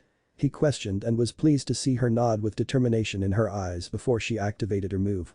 He watched her for a couple of minutes before moving on to Rook. "So we are going to be improving your Metal Sound, as it will help you as a Poniard, and when you become a Bishop you will get better moves," he said, stopping at seeing his Poniard look down. "Hey buddy, don't look so down. You already have amazing moves, and it's common knowledge that Poniards don't have as many good moves as Bishop. Don't worry, you'll still be able to fight well against Pokemon," making the Poniard nod at him. Cracking a smile, Naruto told him his objective. "Right, so this is what you are going to do. Katsumi has used her aerial ace on a rock to get you multiple pebbles. What you have to do is to make a metal sound so strong that it can turn those pebbles into dust. Think that's possible?" he asked, already knowing the answer and getting a nod in return. "Good, get started. I have to teach something to Katsumi as well before leaving." As he came up to her, he saw her watch Ruby train. The Absol was already breathing hard but still had Psycho Cut on. "Do you think she can master it?" he asked Katsumi as he crossed his arms and watched the Absol launch more Psycho Cuts. He saw her think about his question before answering. "I would say a couple of days tops before she could launch more than 10, making Naruto blink in surprise. "You really think so?" Getting a grin from his first partner. Yep, she's pushing herself hard and I think she has the drive to finish it quickly, making Naruto nod his head at the assessment and watch in silence for a few minutes before a smile came upon his face. Say Katsumi, he said, getting her attention, would you like to teach Ruby flamethrower? He asked, getting a look of annoyance from her. Katsumi, of course, knew why he wanted her to teach Ruby, as she was the only one to have a fire move in the team, plus he wanted them to get closer, as they still had tension between them from the fight they had back in Unova. Knowing she couldn't say no to him, she nodded her head, making Naruto's already wide smile widen, as he knew she had already caught on to what he was planning. Good, he told her before saying, come on, I've got a new move for you to learn. You're learning Shadow Ball, he said after they made it a safe distance from Ruby and Rook. It's time you used your illusion ability, and what better Pokemon to transform into than a famously powerful Kanto ghost that would know Shadow Ball, he said with a grin that could be seen through his mask and one that Katsumi mirrored. Do you think you can handle it, or should I help you, he asked, getting a shake of her head as she already had an idea of what ghost-type energy felt like. Seeing this, he just nodded before leaving to see how Rook was doing. As he came up to Rook, he saw his blade-like arms crossed over his chest and moving slightly, which were releasing waves of pressured air. Rook must have felt his presence as he stopped and turned to him. Any progress? He asked, only to be met a shake of his head, meaning no. Why don't you shake your blades more? That is how other Pokemon of your species use the move. You're not shaking yours fast enough, he said, only to be met with a disgruntled look as the poniard did so and was sent flying backwards from the power that was released. Rook, he shouted in concern, only to sigh in relief as he saw the poniard flip and land on a tree sticking to it. As Naruto ran up to Rook, he was struck with an idea. I know how to fix your problem, Naruto said with excitement in his voice, and as Rook listened he was left astonished, not understanding how he didn't think of the solution. As Rook nodded, Naruto stepped away and watched as the poniard stuck his feet into the ground like knives before he started to shake his blades. Naruto watched as the blades began to vibrate at speeds his eyes couldn't track and as volumes of the sound came out in what looked like waves of pressurized sounds. He watched intently as after a couple of seconds the stones started to crack. Rook, seeing this, stopped and started to cheer, with Naruto joining him. He may have been a genius, but he was still 10 years old, and for his Pokemon to make so much progress on their first day, it was exciting for him. After their little moment, he said, keep working on it for another hour, I'll call you when I'm done, making Rook nod with excitement still visible in his eyes. So much for playing the poniard game, Naruto said as they all sat inside a cave surrounding a campfire they made thanks to Katsumi's flamethrower. As he looked outside, he was met with darkness as there was a storm going on. Sighing in defeat and knowing that they wouldn't be able to train, he told his Pokemon to rest while he himself leaned against Katsumi's hair and opened his Pokédex, scrolling through the news and finding something that surprised him. It seems that Mito is the one with brains, he thought as he saw that people were talking about the famous Mito Namikaze starting her journey in Hoenn to get out of her mother's shadow while their brother stayed in Unova. He read a bit more before getting disinterested and looking up.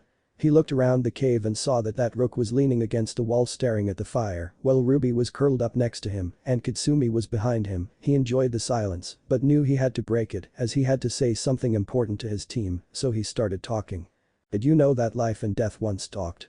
Getting interested but confused looks from his partners, he cracked a grin at that and said, yep, life and death sat on a tree once, observing nature before life asked death, why do people love me but hate you?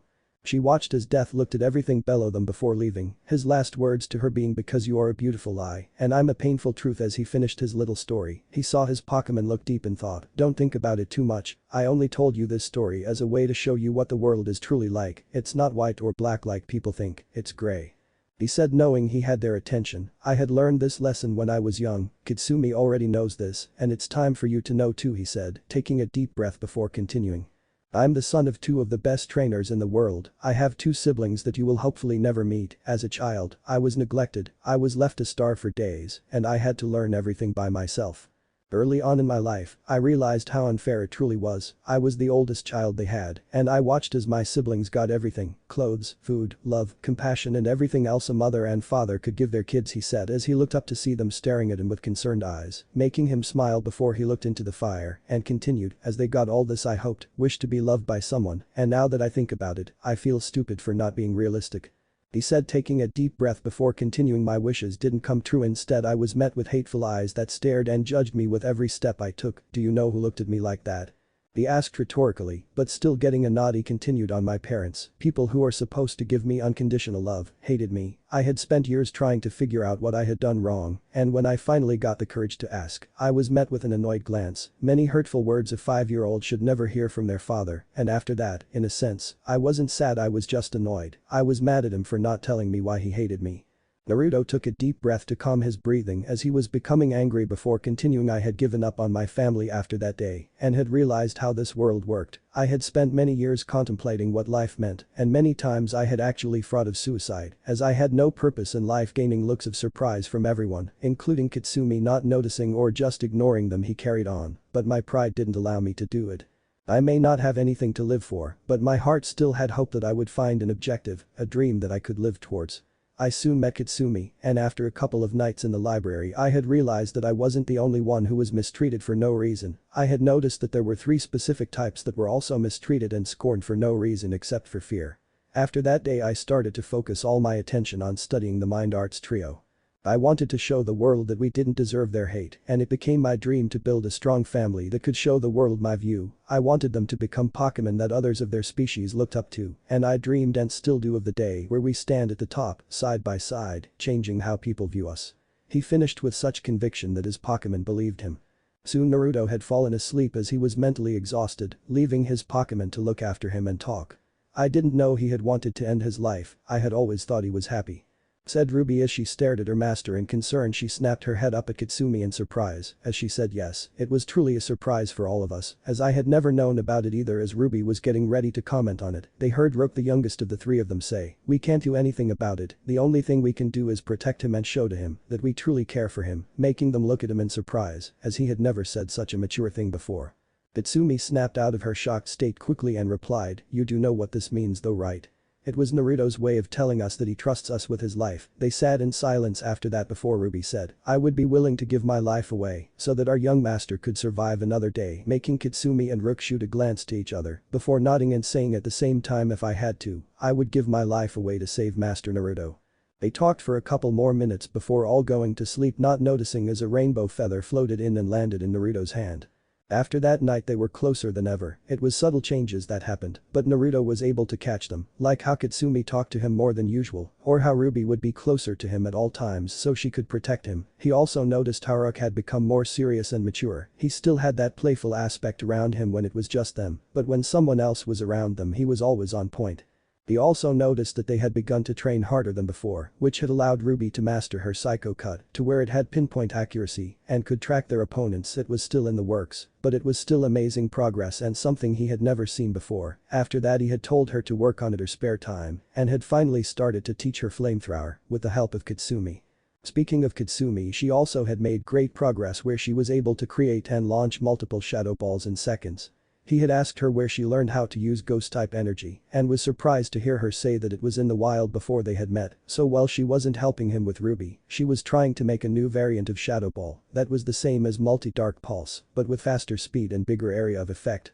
Rook had also done well in his training where he was able to master Metal Sound the next day, allowing him to move on to Metal Claw. This time his objective was to be able to coat his already metal blades with steel-type energy in less than a second before striking his opponent multiple times in fast succession. It took longer than anticipated, 4 days to be exact, but it was worth it. He knew that Rook was only about to move so quickly because of the physical exercises they had in the morning and the poniard game, as Katsumi had told him they named it. Because of the game, their speed and reaction times doubled, maybe even tripled, and their resistance to bug types went up too. They still got hurt by them, but they could take multiple hits before falling unconscious. Naruto was also pleased to see his team get closer. It seemed that they had taken his words to heart and have slowly begun to get closer. Even if Katsumi and Ruby still had some tension left over, he thought that those two were soon going to become rivals, which he didn't oppose. As long as they still saw each other as a family, he was happy. Soon it was the end of their week and they were running low on supplies. Knowing they had to start their journey, he called for their attention throughout lunchtime, saying, "This is our last night here. Tomorrow we're leaving early in the morning, as I want to reach Cerulean City in the same day, stock up supplies, stay there for a day, and then leave for Pewter the next day." He finished receiving nods from them before they went back to their food.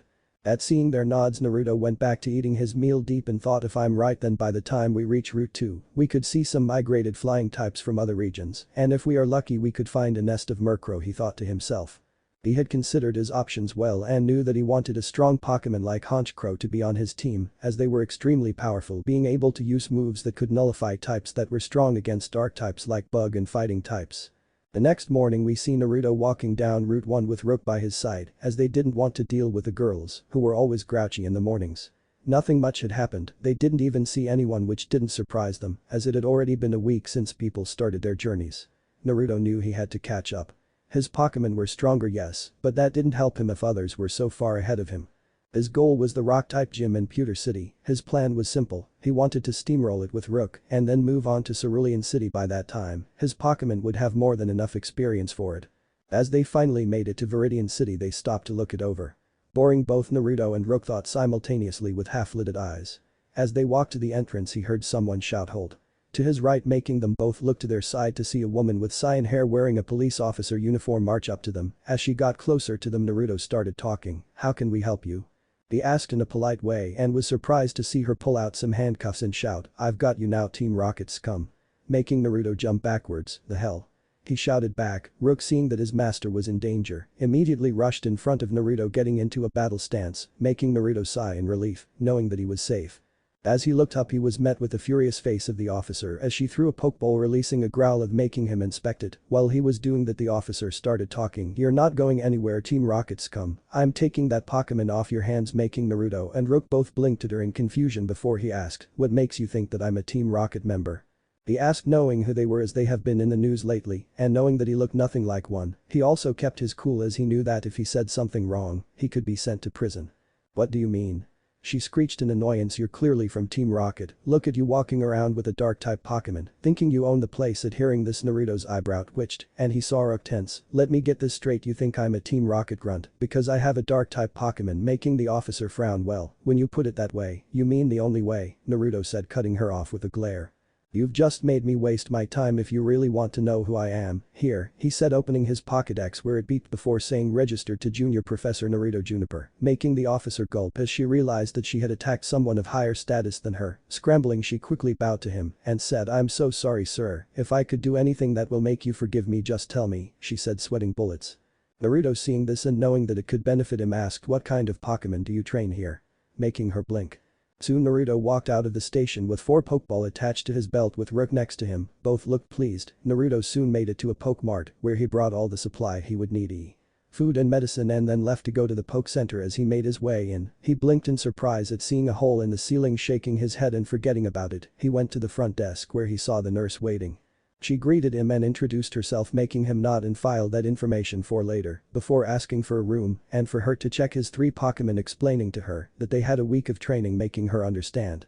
As he made his way into his room, he sighed, having realized how exhausting his day really was. He soon left to go get a shower and 20 minutes later came out looking refreshed and wearing his nightclothes, gray shorts and a dark blue top. Finally lying down on his bed, he sighed, relaxing. He stayed like that for a couple of minutes before taking the new Pokeball he got from the station and opening it up. What stood before him was a black dog with an orange underbelly and snout. It had big ears and what looked like bones on his back, head and ankles. As it opened its eyes, Naruto sat down on the floor so he was comfortable and to ease the Pokémon before he started talking. With a smile, he introduced himself. "My name is Naruto. I heard you weren't happy about being a police dog and wanted to see the world, is that right?" he asked, getting an interested look from the Hounder before it nodded. "Great, I'm trying to reach the top using Dark Psy Ghost Pokémon, and I wanted to know if you would like to join our little family. I promise to make you stronger if you wish to join us." He finished and watched as the dark Pokémon thought it over before it looked back at Naruto and barked with a nod. Naruto, seeing this, got excited but calmed himself and asked, "Do you have a name?" and got a shake of its head. "How about I give you one as our little family all do," he said, correcting himself and getting a nod in return. He thought about it before saying, "How about Magnus?" and earning a happy bark back, making Naruto laugh at the Pokemon's playfulness. They played for a bit longer so as to get closer before Naruto noticed the time. "Magnus, we should get some sleep. We have to leave early tomorrow and you still have to meet your teammates." Getting an understanding nod back, they went to sleep full of dreams. The next morning, Naruto woke up before Magnus and quickly went to have a shower, the same as last night, though this time he came out wearing his traveling clothes before waking up Magnus and walking to the front desk. He noticed that Magnus was half asleep, making him smile at the young Pokémon. Soon Nurse Joy had given him his Pokémon and he left to get some food. While there, he released his Pokémon so that they could also eat and talk. It was normal for a couple of minutes before he looked at the group and saw no Magnus. He quickly stood up and looked for him. Seeing nothing, he shouted Magnus, gaining his Pokemon's attention. He saw them look confusingly at him, and as he was about to explain, he heard a whimper near his feet. As he looked down, he sighed in relief at seeing his Houndour hiding behind his foot, away from his team's view. He went down on one knee and stroked the dog's head, calming him down, before whispering in a comforting manner, "Hey, calm down, no one is going to hurt you, they'll love you, I promise," and was happy to see Magnus nodded back with a nervous but determined expression, before moving around his legs to stand in front of his team. Seeing this, Naruto thought it was time for introductions and said, "Everyone, this is our new teammate and family member Magnus," he said, looking down at the little Houndour to see him puffing his chest out, trying to make himself look stronger. Seeing this, his Pokemon accepted him, as they like to have powerful Pokemon join them so that they could help protect Naruto. "Magnus, let me introduce you to everyone. This is Katsumi," he said, pointing at the shiny Zoroark that stood straighter, as if to show that she was the strongest in the team and to show that she was the alpha, making Magnus bow his head. "Next is Ruby," he said, stroking her head and gaining a pleased look as Magnus inspected her. She sent him a nod with a kind smile, getting a happy bark back from a blushing Houndour, making him laugh before saying, "And finally Rook, our little soldier," Naruto said as Rook sent him an amused look before looking at the Houndour and sending him a nod of respect and getting one in return. "Alright, you four, eat up and get ready for the day. We're gonna train and then leave at night to see if we could get our fifth member," getting surprised looks as they didn't expect to get a new teammate so soon after Magnus, but they weren't complaining as more company was nice. That was a fact that not many people understood about dark types. Most people thought that dark types were loners when in reality they cherished having to talk to other Pokemon. After their breakfast, they went to a training field where Naruto wanted to see what moves Magnus had and to get the others to start training. "Right, this is what is going to happen. You three," he said, pointing at his original Pokemon, "are going to do 10 laps around the training field while I check Magnus's moves, got it?" he asked, receiving nods before they went off to start their warm-up. "Now Magnus, I'm going to be working with you today, okay?" he asked, also getting a nod. "Alright, let's see what you have," before scanning him with his Pokédex and seeing that he has Ember, Bite, Lyra and Odor Sleuth. "Not bad," Naruto told the dark type before they tested all his moves. Finishing that, he saw his Pokémon return back from their run done. He asked and was happy to get nods in return. "Good, I want Ruby to work on Flamethrower with Katsumi helping, and for Rook to stay here with me," he finished as he saw the two females of his team walk away before turning towards his last two Pokemon and saying, "We are going to play the Poniard game to sharpen Magnus's reaction time," Naruto said with a grin that he knew Rook would have if he had a mouth. Poor Magnus had no idea what was about to happen. Soon it was time for Naruto to leave as it was getting dark. He stood up and went to collect his Pokemon from Nurse Joy as they had only come back half an hour ago. He was excited at the chance of being able to track their new teammate, even if it would take a while to find the bird as they were hard to find.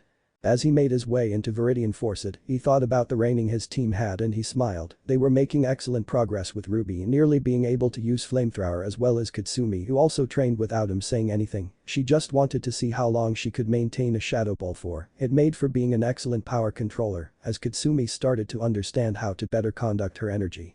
Magnus had a good first session alongside Rook as both actually ended up enjoying their game, with Magnus's reaction time getting better, allowing him to avoid Rook, while Rook worked on getting faster as he knew that he was being used in their first gym battle in a couple of days. He soon released Katsumi and Magnus as he knew that they could help him in his search. They already knew what they had to do and as such got to work as they wanted their trainer to get to pewter. They walked in silence as Katsumi's eyes were closed, concentrating on using her ears, while Magnus was using his nose trying to pick up a scent. "Found something," Katsumi said, hearing something in the distance. "Alright, let's go check it out," responded Naruto as they ran to where Katsumi was leading them as they didn't want to lose their Pokemon. Soon they stopped as they saw a nest of Pidgey, making them sigh in annoyance. "Let's keep walking," said Naruto. Unfortunately, Lady Luck wasn't on their side as they had spent hours walking through the forest in the dark and not finding anything useful. Soon it became morning and they sighed, knowing when to give up. Naruto released the rest of his team and seeing their hopeful looks, he told them to ask Katsumi as he was too tired. Getting understanding nods and a lick on the cheek from Ruby as a way to try and make feel better, Naruto, appreciating the thought, gave her a tired smile and rubbed her head, gaining a happy purr in return. He soon stood and gave everyone food while eating an apple, and after a couple of silent minutes, he heard the sound of flapping wings and something landing on his head. As he looked up, he froze in shock, making a surprised noise, getting his team's attention, who also froze. What sat on top of Naruto's head was a friendly-looking Murkrow who was waving at them. Naruto saw him caw something at his Pokemon and watched Katsumi and Magnus drop their mouths in shock. Getting worried, he stood up, careful as to not drop the Pokemon on his head and getting a friendly peck in return for the thought. He made his way to them, closed their mouth, and then mentally asked Katsumi what the problem was, becoming shocked at her answer. He said he had followed us all night and that he was interested in joining it. Hearing this, Naruto sighed in exhaustion and annoyance before taking one of his pokeballs and putting it in front of the Murkrow, who hit it with a peck, getting sucked in. Soon a click, making his fifth capture official. After that he released his Murkrow and asked if it had a name, and getting a shake of his head, he made one up for him. How about private? It's another way of saying secretive, and you did follow us all night in secret, he said, getting a happy caw in return. Nodding happily to this, Naruto said, how about we eat now, then make our way to Pewter, where we reach it near midnight, get some sleep, and then challenge the gym tomorrow, getting happy responses in return from all his Pokémon. As they ate, Naruto watched his new family converse with each other and smiled, happy to see his team shaping up into what he had always dreamed of. Soon after, they left with all of Naruto's Pokémon walking with him, happily talking to each other and spending time together, getting to know each other. Naruto wouldn't lie, it was definitely one of his favorite moments in his journey so far. As Naruto made it into the Pokémon Center, he wasn't surprised to see just Nurse Joy awake. He walked up to her half asleep, asking for a room, and as he received one he sped to it, excited to get some sleep. As he made it, he released all his Pokémon and got changed before they all went to sleep. The next morning was like any other. He woke up and had a shower, after that waking his team up before leaving to get food with them. After eating, he returned everyone but Magnus and Private, seeing their looks of confusion. He explained that he wanted them to get a chance to see how he battles so that they knew what to expect in the future. As he made his way to the gym, he realized that people were staring at him with judging looks, making him frown as he heard a whimper. He looked down to see Magnus shaking and realizing that Private was also quiet, which also never happened as the bird was a prankster and was prideful to no end, making him always talk, but understanding what was happening, he started to talk as a way of distracting them. He talked about his dream and how he wanted to change people's views on them and was happy to see that his distraction worked alongside the fact that they agreed to help him reach the top. Soon they stood in front of the gym, taking a deep breath. Naruto made his way inside. He blinked in surprise as he saw that it was dark inside, but then moments later saw the lights turn on, blinding him.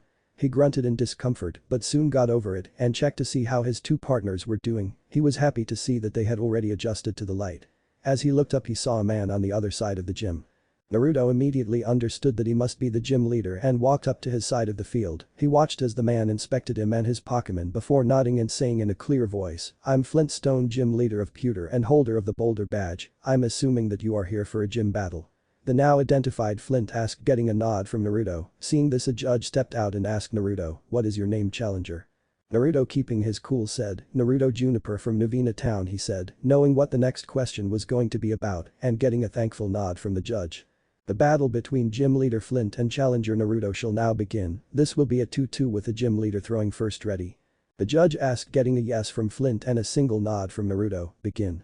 He shouted as Flint called out, rock and roll Geodude. Naruto, seeing this, knew it would be an easy win for his sharp blade Pokémon and so called out, Rook, I need your assistance. As Rook formed, he looked around and seeing the Geodude immediately went into a battle stance, knowing what was going on. Flint, on the other hand, tensed, not knowing what the Pokémon was. You may have the first move. Called Flint across the field. Naruto only whispered a gladly before commanding Rook calmly rush and use multi-claw. He was pleased to see him run across the field in seconds before his blade-like arms were covered with steel-type energy and he started to slash at the rock with arms. Flint was too stunned to do anything as he watched a rookie's Pokémon move with speeds he could barely track and start slashing at his Geodude, left, right, above. It was literally dancing around his Pokémon and not allowing him to move as its attacks were super effective. Soon Rook was finished and turned his back on the opposing Pokémon, walking towards Naruto. Flint and the judge were surprised to see it stop attacking, and as they looked back at Geodude, they were once more surprised to see it lying on the ground with swirls in its eyes. Naruto just nodded at him in approval, which made Rook giving one back. Soon he was positioned back in front of Naruto, waiting for his next opponent. As they waited, Naruto looked at Private and Magnus and snorted in amusement at seeing their shocked looks. Soon they heard Flint clear his throat and say, you won't beat my next Pokémon, Onyx Rock'n'Roll, making Naruto and Rook blink in surprise before they both narrowed their eyes and looked at each other. To others it looked like they were just staring, but for Naruto and Rook, it was so much more as they read each other like a book, and moments later did Naruto smile, which could be seen through his mask. They heard him say, I trust you, Rook, and watched as the sharp blade Pokémon crossed one arm over his chest, making a clanging sound before looking back at Onyx with narrowed eyes. Onyx, use Rock Throw, shouted Flint beginning the match. Naruto stayed calm and didn't say anything, as he knew the only way he would win was through strategy. Rook also knew this, and so started to dodge the attacks, trying to make time for his boy to think of a plan. Naruto knew he needed an opening, and so waited. Soon he got what he wanted as Flint shouted, Onyx used tackle knowing that he had to use this chance to make damage or fail. He calmly said as he knew that if he panicked his Pokémon would too, and he needed Rook to stay calm for his plan to work. When he gets close, use your speed to jump on him, stab your feet into him to stay on after that. You know what to do, he said, making Rook nod in understanding and wait as the snake rushed him. He waited and as soon as it was 3 meters from him he jumped on its head, seeing that it was in shock at him dodging its attack, he used a chance to stick his feet in its body before it started to shake and move around. Now. Naruto shouted so that he could be heard over the Onyx and watched as Rook nodded before his blade started to vibrate and send waves of pressurized sound into its body, seeing that it was hurt by the hit and knowing that it couldn't think straight, Naruto shouted. Now give him a multi-claw and do it quickly. He was happy to see Rook turn his claws into pure steel before slashing at its head multiple times in quick succession. Soon with a final wail the Onyx collapsed onto the ground, leaving a dust cloud to appear. Out of it came Naruto's little Solider making him grin as Rook was barely injured, only getting 1 or 2 scrapes on him. Yes. Naruto shouted in happiness at being able to beat a gym leader. He watched as Private and Magnus flew to him and started excitedly barking and squawking, making the Pawniard puff his chest out because of the praise he was receiving from his teammates. Soon Rook turned towards Naruto. He crossed one blade over his body, showing him a sign of his loyalty, making Naruto grin and do so back. They heard clapping and turned to see the Onyx be consumed in red energy before being returned into its Pokeball. Good job Naruto, Flint said with a laugh, as he had never been beaten by a rookie so quickly. Naruto just scratched his head in embarrassment, not knowing how to reply to that as he was still new to compliments. Flint seeing this pulled out the badge and put it in Naruto's hand saying congratulations on beating me, you deserve the badge. Naruto just smiled before saying thank you, but it was all my Pokémon and was surprised to see Flint shake his head and laugh again before saying, that's what all good trainers say, you won because you trusted your Pokémon and it trusted you, making Naruto smile before looking at Rook and laughing at him being swarmed with questions by his 2 teammates. Soon Naruto and his Pokémon left the gym excited to see where his journey takes him. Next stop Mount Moon and Cerulean City, home of the Cascade Badge. Chapter 5. Naruto stood outside of a cave entrance that let him go through Montana. Moon, it had been a couple of days since his victory over Flint and he thought that he could spend a couple more days working with his Pokémon so that they could be more prepared to handle the water gym next. Naruto and his Pokémon used the time wisely, with Naruto starting to train Private and Magnus moves that would help them against their weaknesses. But for this, he had to learn what their moves were. Private had Pursuit, Wing Attack, Peck and Astonish. Naruto, knowing that it would be a while before he deems Private worthy of evolution, had assigned him to perfect his moves. He had, of course, told Katsumi to help Private with his Ghost and Flying type moves as she had been using them for a long time now and knew how to use them without wasting energy. He had seen Private slacking once and had made a bet with him, telling him that if he mastered all his moves in the next week, he would teach the Darkness Pokémon Aerial Ace, something that every bird wanted to know. He had read about it being a rite of passage of sorts, where the Flying type had to know it or they wouldn't be able to evolve into their final stage, being deemed too weak for it. Naruto had summed it up as bird pride when he had told Ruby, making her roll her eyes at him in exasperation. It was an amusing scene. Naruto knew that it was an important aspect of Private's life and as such used it to motivate him in training. Naruto wouldn't lie, he was impressed with the progress the bird was making. While Private was doing well, Magnus wasn't, as they had found out his internal flame was really weak, leading the fire type to be depressed. Naruto, not wanting his loyal dog to be in such misery, quickly explained to him that it was fine and that he didn't need to worry about it, as Houndour that existed before Magnus have also had weak internal flames. He explained that when he evolved his fires could rival those of a Charizard's. This had made the loyal dark type understand and focus on other moves, not involving himself with fire type moves, as they both knew it would be a waste of time. Seeing Magnus's new drive for power that Naruto knew would lead him to greatness, he began teaching him Thunder Fang, replacing Leer. Naruto had made Magnus watch videos of Thunder Fang from his Pokédex until the dog understood it completely in theory, which was shown to be great, as the first time Magnus used the move, he had been able to create electric type energy, and while it wasn't for long, it had made Naruto proud to see his Pokémon be so skilled. He had made sure Magnus knew how proud he was of the fireless dog, as learning how to handle a new element was immensely difficult. He remembered how it took months for Katsumi to even be able to manifest flying type energy, and then how long it took for her to be able to hold it for more than a minute. Aerial Ace was a struggle to learn, but when she did it was an amazing achievement and something that they wouldn't forget about for years to come. Speaking of Katsumi, she had been the one to help Ruby master Flamethrower. It wasn't much of a surprise as he knew that Ruby was a quick learner and that Katsumi was a good teacher. But seeing her success, he had let her enjoy his praise before moving her on to mastering Sucker Punch alongside Rook, making him kill 2 birds 1 stone. He had made it so that they fought against Katsumi as she was the strongest in the team, even if Rook and Ruby were catching up to her. This had improved their reaction times and their observation skills as to use Sucker Punch the Pokemon must know if their enemy was attacking. But even Katsumi needed breaks and to help Private with his moves, and so Naruto made Rook and Ruby fight using only Sucker Punch, and he wouldn't lie, it was amazing to watch. And now here he was a week later standing in front of his next big objective with Ruby and Magnus at his sides, they were both with him as protection and to allow them to practice master their new moves. With a nod towards his two Pokemon, they started to walk in. 5 minutes later and Ruby had shot a flamethrower at Magnus, making him be covered in flames, thanks to his ability Flash Fire. It also allowed him to be their torch, as it allowed Naruto to see, already knowing that his two partners could see through the dark perfectly, it was only natural. They walked for hours taking occasional breaks to drink some water before they kept on walking and relighting Magnus. They didn't see much action in the mountain, as only an occasional Zubit flew up to them, quickly being dealt with by Magnus, who had started to use Thunder Fang per Naruto's suggestion, while Ruby kept their light on by holding the flamethrower in her youth, which she assured him didn't hurt her. Naruto knew it was a 3-day trip, maybe 2, if they hurried, which they planned on doing, as being in a wet and cold mountain for long was not on their wish list.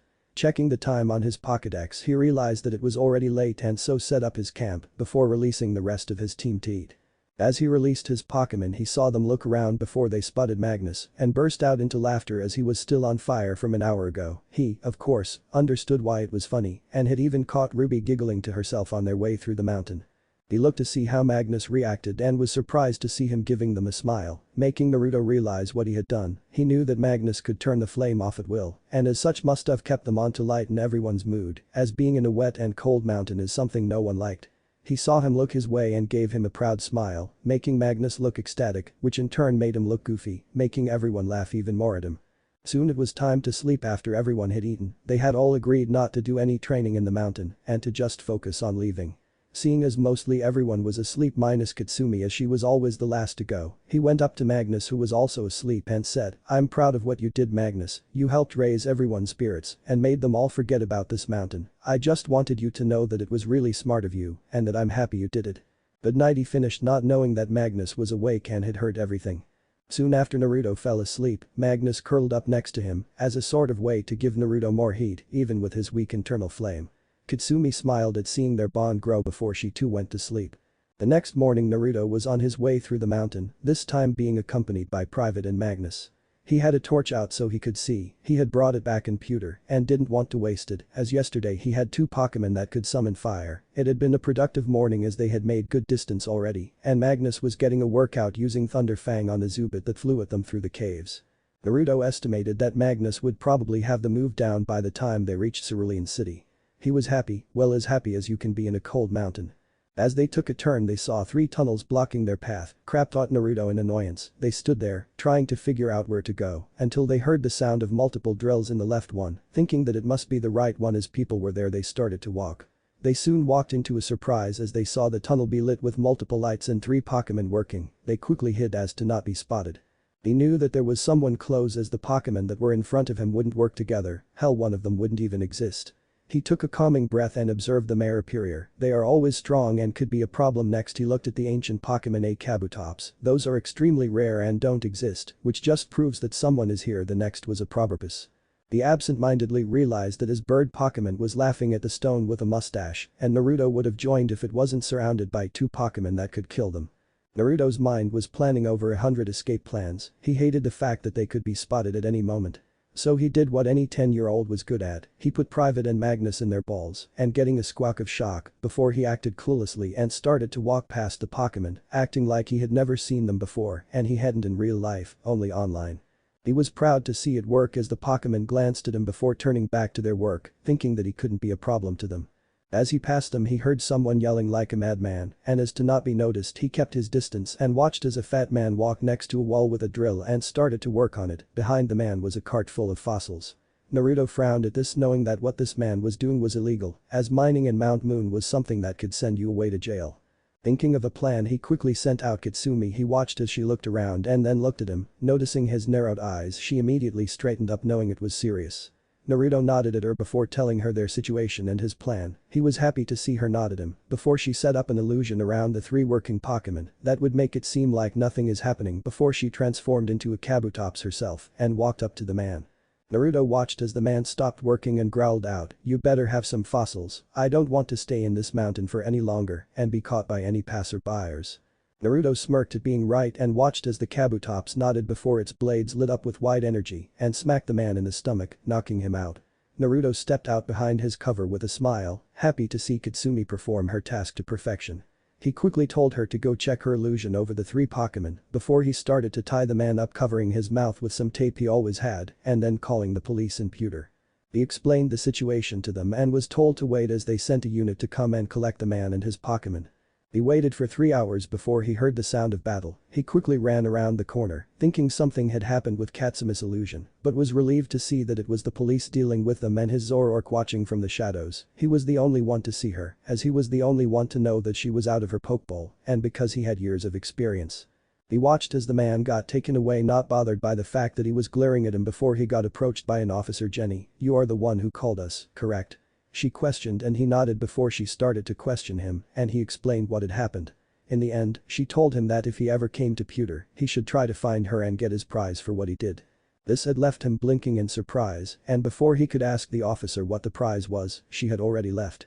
Seconds later Katsumi came out of hiding laughing at his face.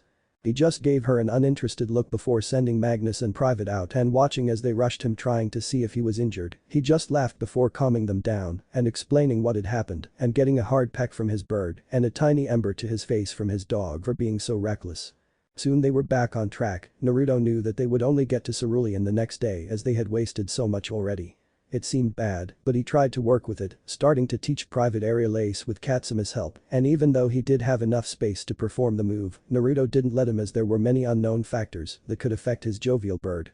Private was annoyed by it, but understood his reasoning, and so left it at manifesting the energy and keeping it on. Control exercises Naruto called them, getting the idea from when Katsumi did it with her Shadow Ball. The next day Naruto woke up earlier than before as he was annoyed with staying in Mount Moon, and so just focused on getting out. He only had Magnus out with him as he needed the practice with Thunder Fang. They moved quickly as Naruto planned to reach the exit by midday, and with Magnus by his side, he knew he could accomplish it with ease, as nothing would strike a Hounder, except for stupid Pokemon like Zubid. He was rewarded well for his speed as only a few hours after they set off did he see the exit. Both him and Magnus were excited to leave the mountain, and so they ran for the exit, not wanting to spend another minute in there. They ran out with smiles on their faces and were greeted with a sunny day and a forest that would take them hours to go through. But Naruto didn't care, he would enjoy the change just as much as his Pokemon. Soon their excitement wore off and they started to head through the forest. Naruto now had Magnus, Private and Rook out, knowing that they would enjoy the scenery and for the chance to talk. He was a good trainer and so knew that those three were also becoming close friends, which he wasn't opposed to. They had spent around 3 hours walking before seeing the entrance to Cerulean City. By the time they had gotten there, their calm was back and they walked past the gate with no problems. As they tried to find their way to the Poke Center, they saw a large crowd looking at something. This piqued Naruto's interest, and as they made their way through the crowd they saw it was a crime scene. Robbery, huh, how weird, Naruto stated as he saw that it was a vacuum shop that got robbed. He sighed in annoyance as he had wasted his time on something useless. He soon left looking for the Poke Center once again.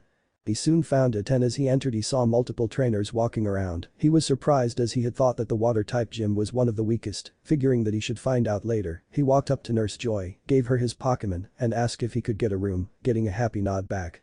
Soon he had made it into his room, put his bag down and walked into the shower to have something he had wished for while in the mountains.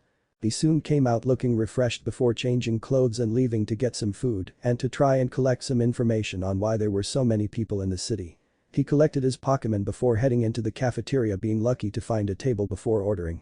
As he released and greeted his Pokemon, he explained his plan on for the gym leader and who he was going to use. As his and his partner's food arrived, he tried to listen into the conversations that were going on, the best way to get information, he told himself before focusing.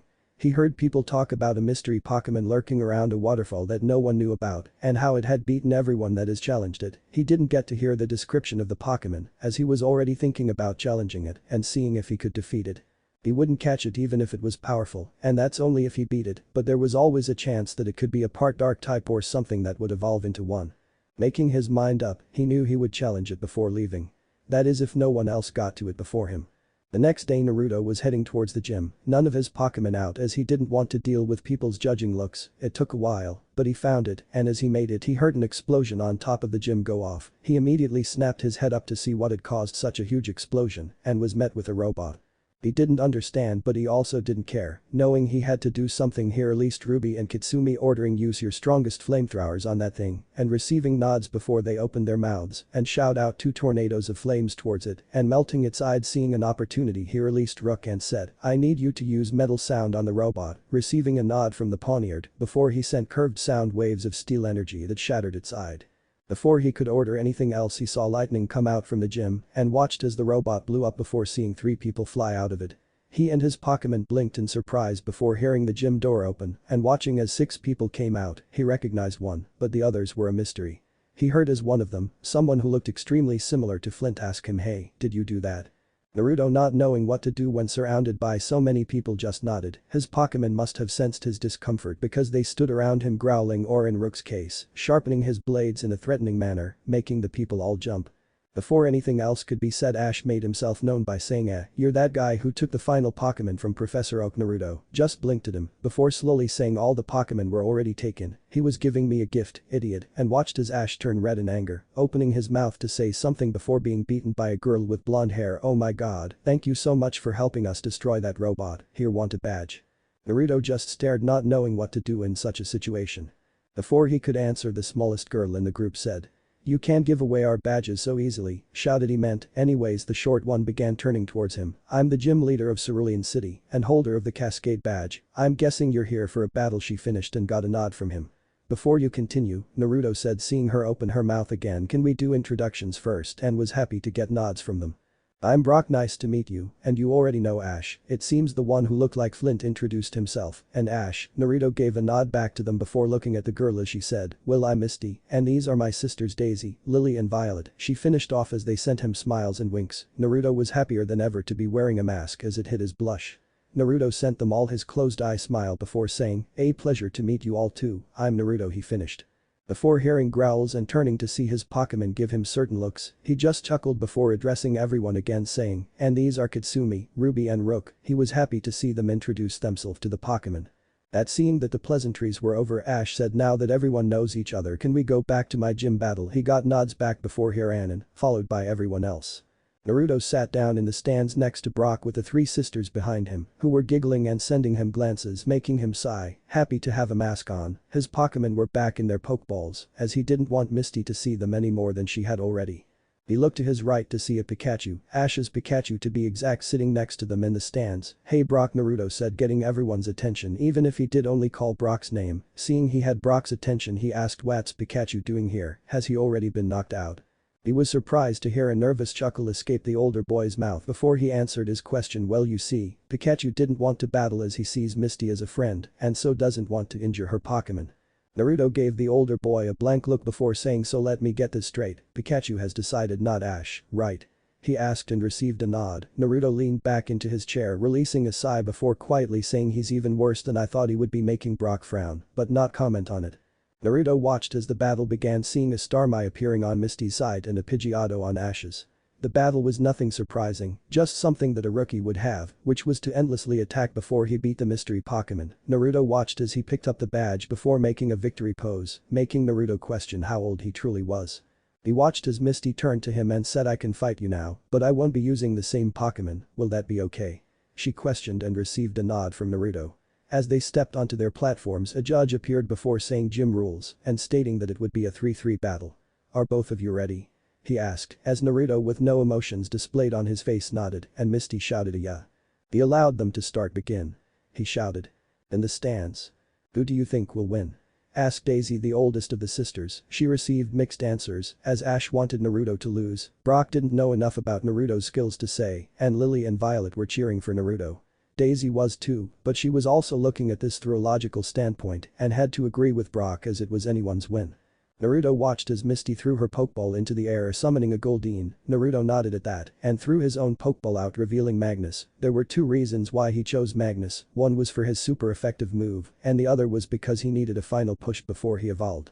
He had been seeing the signs of evolution become more prominent as the days went by, and it was why he had spent so much extra time with him lately, as when going through evolution, the extra hormones make THEM Hounder angry, and in the worst case scenario, they end up forgetting who their trainers are. He didn't want that to happen. "You ready?" he asked his loyal dog and got a bark in return. Good, Naruto thought as he heard Misty begin the fight. "Goldine, use water pulse making Naruto sharpen up, dodge," he said calmly, knowing that Magnus could hear him. The dog did as told before shooting an ember at the goldfish. In the stands. "Did you see that?" asked Brock, talking about the Hounder's ember attack, and was met with multiple nods. When Ash heard Brock, he said, "See what?" Naruto's fire Pokemon not being able to launch a good fire attack, it's probably because he's a bad trainer, but he was confused at seeing Brock shake his head. Back to the battle. Naruto heard what Ash had said, but decided to ignore him in favor of comforting his Pokemon. "Don't listen to him, Magnus, he doesn't know anything. I promise you that your flames will be hotter than anyone else's soon," Naruto said calmly, and was happy to see Magnus nod in return before they focused on the battle. Naruto thought that it was their turn to lead the battle, and so ordered rush in and dodge anything she throws at you. He started as Magnus was already on the move. "When you get close, use Thunder Fang. See if you could release more electricity." As Magnus rushed to fish, he heard Misty shout her orders out, "Use Horn Attack." When he gets Goldine, Naruto stayed calm, knowing that Magnus could dodge its attack, and was pleased to be right as Magnus dodged its horn before his fangs began to light up with electric energy, and he bit the water. Naruto watched this with pride as he knew that his Pokemon caught on to the fact that he never stated to attack Goldine and to only use the attack. They watched as the Hounder stopped pumping electricity into the water and waited for the goldfish to appear. Seconds later they saw it float up to the surface with swirls in its eyes, making Hounder the winner of the match. Naruto watched as Magnus howled at the ceiling in celebration of his win before moving back to his side, while Misty sighed in disappointment before recalling Goldine and sending out her next Pokemon. "Misty calls Horsea," she shouted as a seahorse-looking Pokemon appeared on the battlefield. Naruto narrowed his eyes, knowing that it could have the ability Swift Swim, which would make it difficult to hit as it would be extremely fast, and even using Thunder Fang on the pool would take a while, in which the Horsea would have enough time to shoot Magnus with a water gun. "Magnus, return," Naruto called, making the audience nod their heads at his decision. "Ruby, I need your help," Naruto called as he threw her Pokeball into the air, releasing the majestic white-furred Pokemon as she looked around in interest before nodding back to Naruto and getting ready to battle. "Swords Dance," Naruto ordered calmly as he knew that he would only get one shot at it, and if he didn't knock it out at that moment he could lose the fight. "Agility and use Water Gun," Horsea, Misty shouted out as the seahorse disappeared from view, confirming Naruto's theory of its ability. Seeing how fast it was, he knew Ruby had to be faster again. "Ruby, Swords Dance," Naruto ordered with haste being visible in his voice. Ruby understood the situation perfectly and started to use the move again before being interrupted by a water gun to the face. Misty, seeing this and thinking she could win, ordered again Agility and Twister followed by Water Gun. "Quickly, Ruby, Swords Dance, and then be ready to use Sucker Punch," Naruto shouted to her, knowing that the combination of moves would defiantly injure Ruby. He watched as she did her dance before waiting and looking for her opponent. He saw the water to her right move and realized that the Pokemon must have been young and wouldn't be able to keep using its ability alongside agility. Naruto, realizing this, understood that Misty was making a gamble, as after it used Twister and Water Gun, it would be all tuckered out. "New plan, Ruby, dodge its Twister and then attack when it uses Water Gun. Trust me on this," he said, and received a nod back. They waited as they saw multiple more waves move, indicating that the Horsea was slowing down until it appeared to her right and shot a Twister attack. Because of the energy it wasted moving around, it took a second for it to launch its move, giving Ruby enough time to dodge. The Horsea must have seen this too, as it had stopped a Twister of Dragonic energy before trying to release a Water Gun, but being unable to as Ruby appeared in front of it with her right paw glowing and smashing it into a wall. Thanks to the previous Swords Dances that upped her attack, her move had enough power to knock the Horsea unconscious. "Nice one, Ruby, that was brilliant," Naruto called to her before he was tackled into a hug by her. Laughing, Naruto pushed her off of him before congratulating her and returning her. Naruto then released Magnus again. "Magnus, me and Ruby beat her second Pokemon. This will be her last. Think you can handle it?" he asked, knowing the answer he was going to receive as the Hounder turned towards Misty, growling as they both waited for her last Pokemon. In the stands. "That was amazing," Daisy commented in awe at the skills the rookie in front of her had displayed, with her sisters nodding in agreement. She looked at Brock to see his mouth being dropped open in shock at the skill the boy had with his Pokemon, not to mention this was only his second gym badge. Ash just looked annoyed, not understanding why Naruto had used two moves that did nothing, and then seeing his Pokemon teleport towards the Horsea. "That was some nice battling," Misty called across the field. Hearing this, Naruto nodded before she continued on. "But I have something that will let me win this battle," she said before shouting Misty calls Meryl and making Naruto and Hounder blank in shock. As it appeared in front of them, goddammit, Naruto mentally cursed before trying to get back into his battling state. Thinking he was ready, he nodded his head towards Misty. Her seeing this began the battle. Meryl rushed them with tackle and then use a quad-tail. Naruto, hearing this attack sequence, reacted in seconds. "Magnus, take the tackle, and when it uses a quad-tail, catch it with your mouth using Thunder Fang," he ordered sternly, knowing that this Pokemon was a massive threat to his team. He watched as Magnus tanked the hit before seeing the water mouse swing its water-coated tail at Magnus. Luckily his training had paid off as he saw him react in less than a second and bite into the tail with electricity coming out of his fangs. Misty, seeing this, reacted quickly, knowing she had an amazing chance of winning. Quick, Meryl, she started use player off. Unfortunately, neither Magnus nor Naruto could react in time, and as such Naruto ended up watching as his Pokemon was dragged into a dust cloud and wincing as he knew that it would do a lot of damage. It wasn't until a couple of seconds later did Naruto see his Pokemon as Hounder was launched out of the dust cloud and into the air. Naruto watched, knowing he could do nothing to help. "Meryl, be a sweetie and use Bubble Beam while he's in the air," Misty called, making Naruto shout in concern for his Pokemon Magnus. No try to dodge, but it was to no use as the Bubble Beam had hit him in the air, making him whimper before he smashed into the ground. Naruto, seeing this and not wanting his Pokemon to get any more injuries, pulled out Magnus's Pokeball, and as he looked at Magnus, he saw him open his eyes before meeting his and putting on a smirk before he exploded into white light, making Naruto gasp in shock and awe. As he watched Magnus grown in size with large horns growing out of the top of his head, soon standing before him wasn't a Hounder, but a Houndoom. He watched as his evolved fire dog looked at him with the same smirk from before, making Naruto grin back at him. "Ready?" He asked his Houndoom and was met with a nod before Magnus sprinted towards the Meryl, who started to shoot bubble beams at him. Magnus dodged all of them with his new speed before his tail glowed with steel-type energy and he slammed it onto the Meryl's head with enough force that it fell to the ground. "Iron Tail," thought Naruto before he cautiously ordered use Thunder Fang on it just to be sure, and he was met with a happy growl before he opened his mouth and bit into Meryl's body, making her squeak before he released her, and she dropped to the floor with swirls in its eyes, making Naruto and Magnus the winners of their second badge. Naruto watched as Magnus came up to him. He quickly sat down so they were equal height and then stared into each other's eyes. Soon Magnus closed his and moved his head towards him, making Naruto smile before he too moved his head towards him, where their foreheads met, signifying that nothing could break the bond they had. Soon Naruto stood up and said, "You've come far, Magnus, I'm proud of you," and getting a goofy smile back, making him laugh, knowing that inside the big and scary dark Pokemon still resided the young Hounder that loved the attention.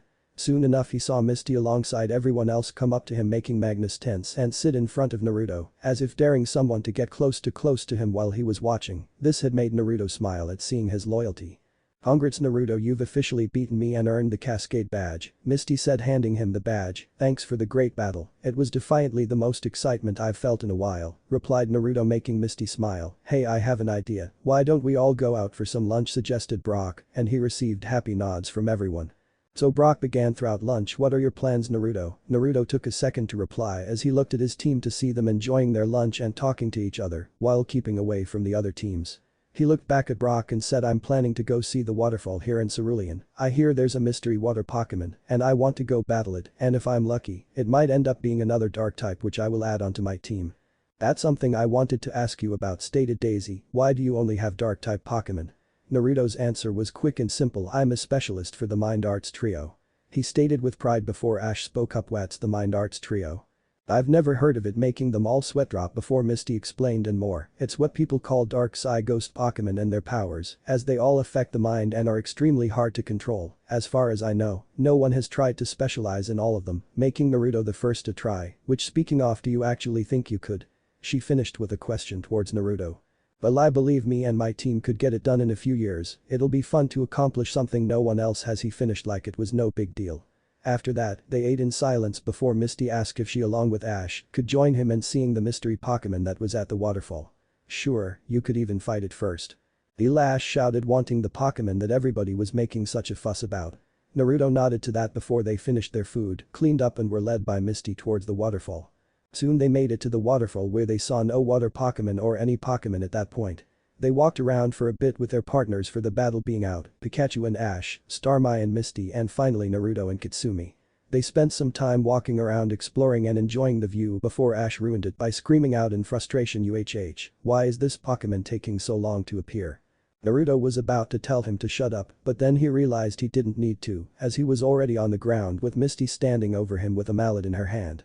Katsumi also saw this before she started to snicker, soon though her laughter stopped and she crouched down in front of Naruto in a protective stance. Naruto seeing this immediately understood that something was happening. "What is it, Katsumi?" he asked in a whisper as a way to get Ash's and Misty's attention and succeeding in it. "I sense one dark type and hear another Pokémon in this area," making Naruto ask in confusion. "What do you mean there's two Pokémon? People only said one." But she never got to say anything as Misty asked a question that was in both hers and Ash's mind. "Who are you talking to, Naruto?" Naruto, knowing he had to be quick, he said, "Katsumi, telepathy abilities, be quiet," and she immediately shut up. She watched as Ash frowned before he opened his mouth to say something only to be stopped as they heard a melody play making them feel uneasy. Naruto too felt unease well up in him, but he trusted Katsumi and knew that she would protect him. They watched the wood surrounding them before they saw a shadow jump tree to tree in quick succession. There they both thought to each other before Naruto ordered out, "Load Katsumi, multi-dark pulse," he said as Katsumi opened her mouth and a sphere of dark energy appeared before shooting multiple beams of concentrated dark energy into the woods. They heard multiple explosions go off as the dark pulse hit trees. "Stop," he ordered, and she closed her mouth, stopping the move. As the dust from the forest cleared, they saw two Pokémon appear, a dark blue frog with white bubbles around its neck, and behind it sat a brown Pokémon with a long nose and a leaf in its mouth, a Frogadier and Nuzleaf. Naruto said in shock as they watched a Pokémon stand and the melody stop playing. They saw the two Pokémon run at Naruto and Katsumi, with Frogadier appearing in the air, holding a sphere of water in its hands, before it launched it straight into the ground, separating them. Naruto watched as Frogadier landed in front of Katsumi and Nuzleaf in front himself. He watched in shock as the wily Pokémon challenged him to a battle. "Are you sure?" he questioned, and seeing its nod, he got into his own stance as he had learned self-defense a couple of years back thanks to Oria's suggestion, which reminded him he had to call her, a thought for another time, Naruto mused to himself. They stood staring at each other before Naruto said, "Come," and the fight began. Nuzleaf rushed Naruto and threw a punch to his side. Naruto blocked it and tried to make the Nuzleaf fall by kicking its feet out with a leg sweep, but the Pokémon predicted it and jumped over his leg. While in the air, it twisted into an axe kick. Naruto, seeing this, reacted quickly and put his arms up in front of him in an X shape before it hit him. It had hurt him, but he could still go on. Naruto pushed the Nuzleaf away from him, making it flip in the air before landing with a smirk on its face. Naruto too had a smirk on his face as he started to enjoy the fight. He rushed the Nuzleaf with a punch, getting it deflected before thrusting up his knee and hitting it in the chest, making him be the first to deal damage. This went on for another 3 minutes before he and Katsumi found themselves back to back. "Let's swap opponents and finish this," he told her mentally as she could finish the fight against Nuzleaf in seconds, having two super effective moves. Seeing Naruto's point, Katsumi nodded and they both quickly switched sides and attacked their opponents, leaving them in shock. Because of this, Naruto was able to land a hit on Frogadier and Katsumi was able to send Nuzleaf flying with aerial ace before she shot a flamethrower at him for multiple minutes. While that was going on, Naruto and Frogadier were in a stalemate as neither one of them could hit the other. They were able to predict each other perfectly as Frogadier wasn't as fast as he could be because of his previous battle with Katsumi. Done, he heard Katsumi's tired voice in his head before he ducked under a kick and tried to leg sweep the frog's other leg that was on the ground, only for him to jump over it and land a distance away from him. Not a little help please," he asked in a tired voice before blocking another punch and being pushed back. He watched as the frog's concentrated face broke into surprise as Katsumi leapt over him and launched a massive dark pulse his way, knocking it out. Seeing this, he sighed in relief before taking two spare Pokeballs and throwing them at the two Pokémon. He saw them click before collecting them and lying down on the ground in exhaustion. He felt Katsumi lie down next to him too before they both broke into grins and said a job well done to each other while high-fiving, proud at being able to catch their two new family members. What if Naruto runs away from his parents' Pokémon? End here, and thanks for watching my video till the end.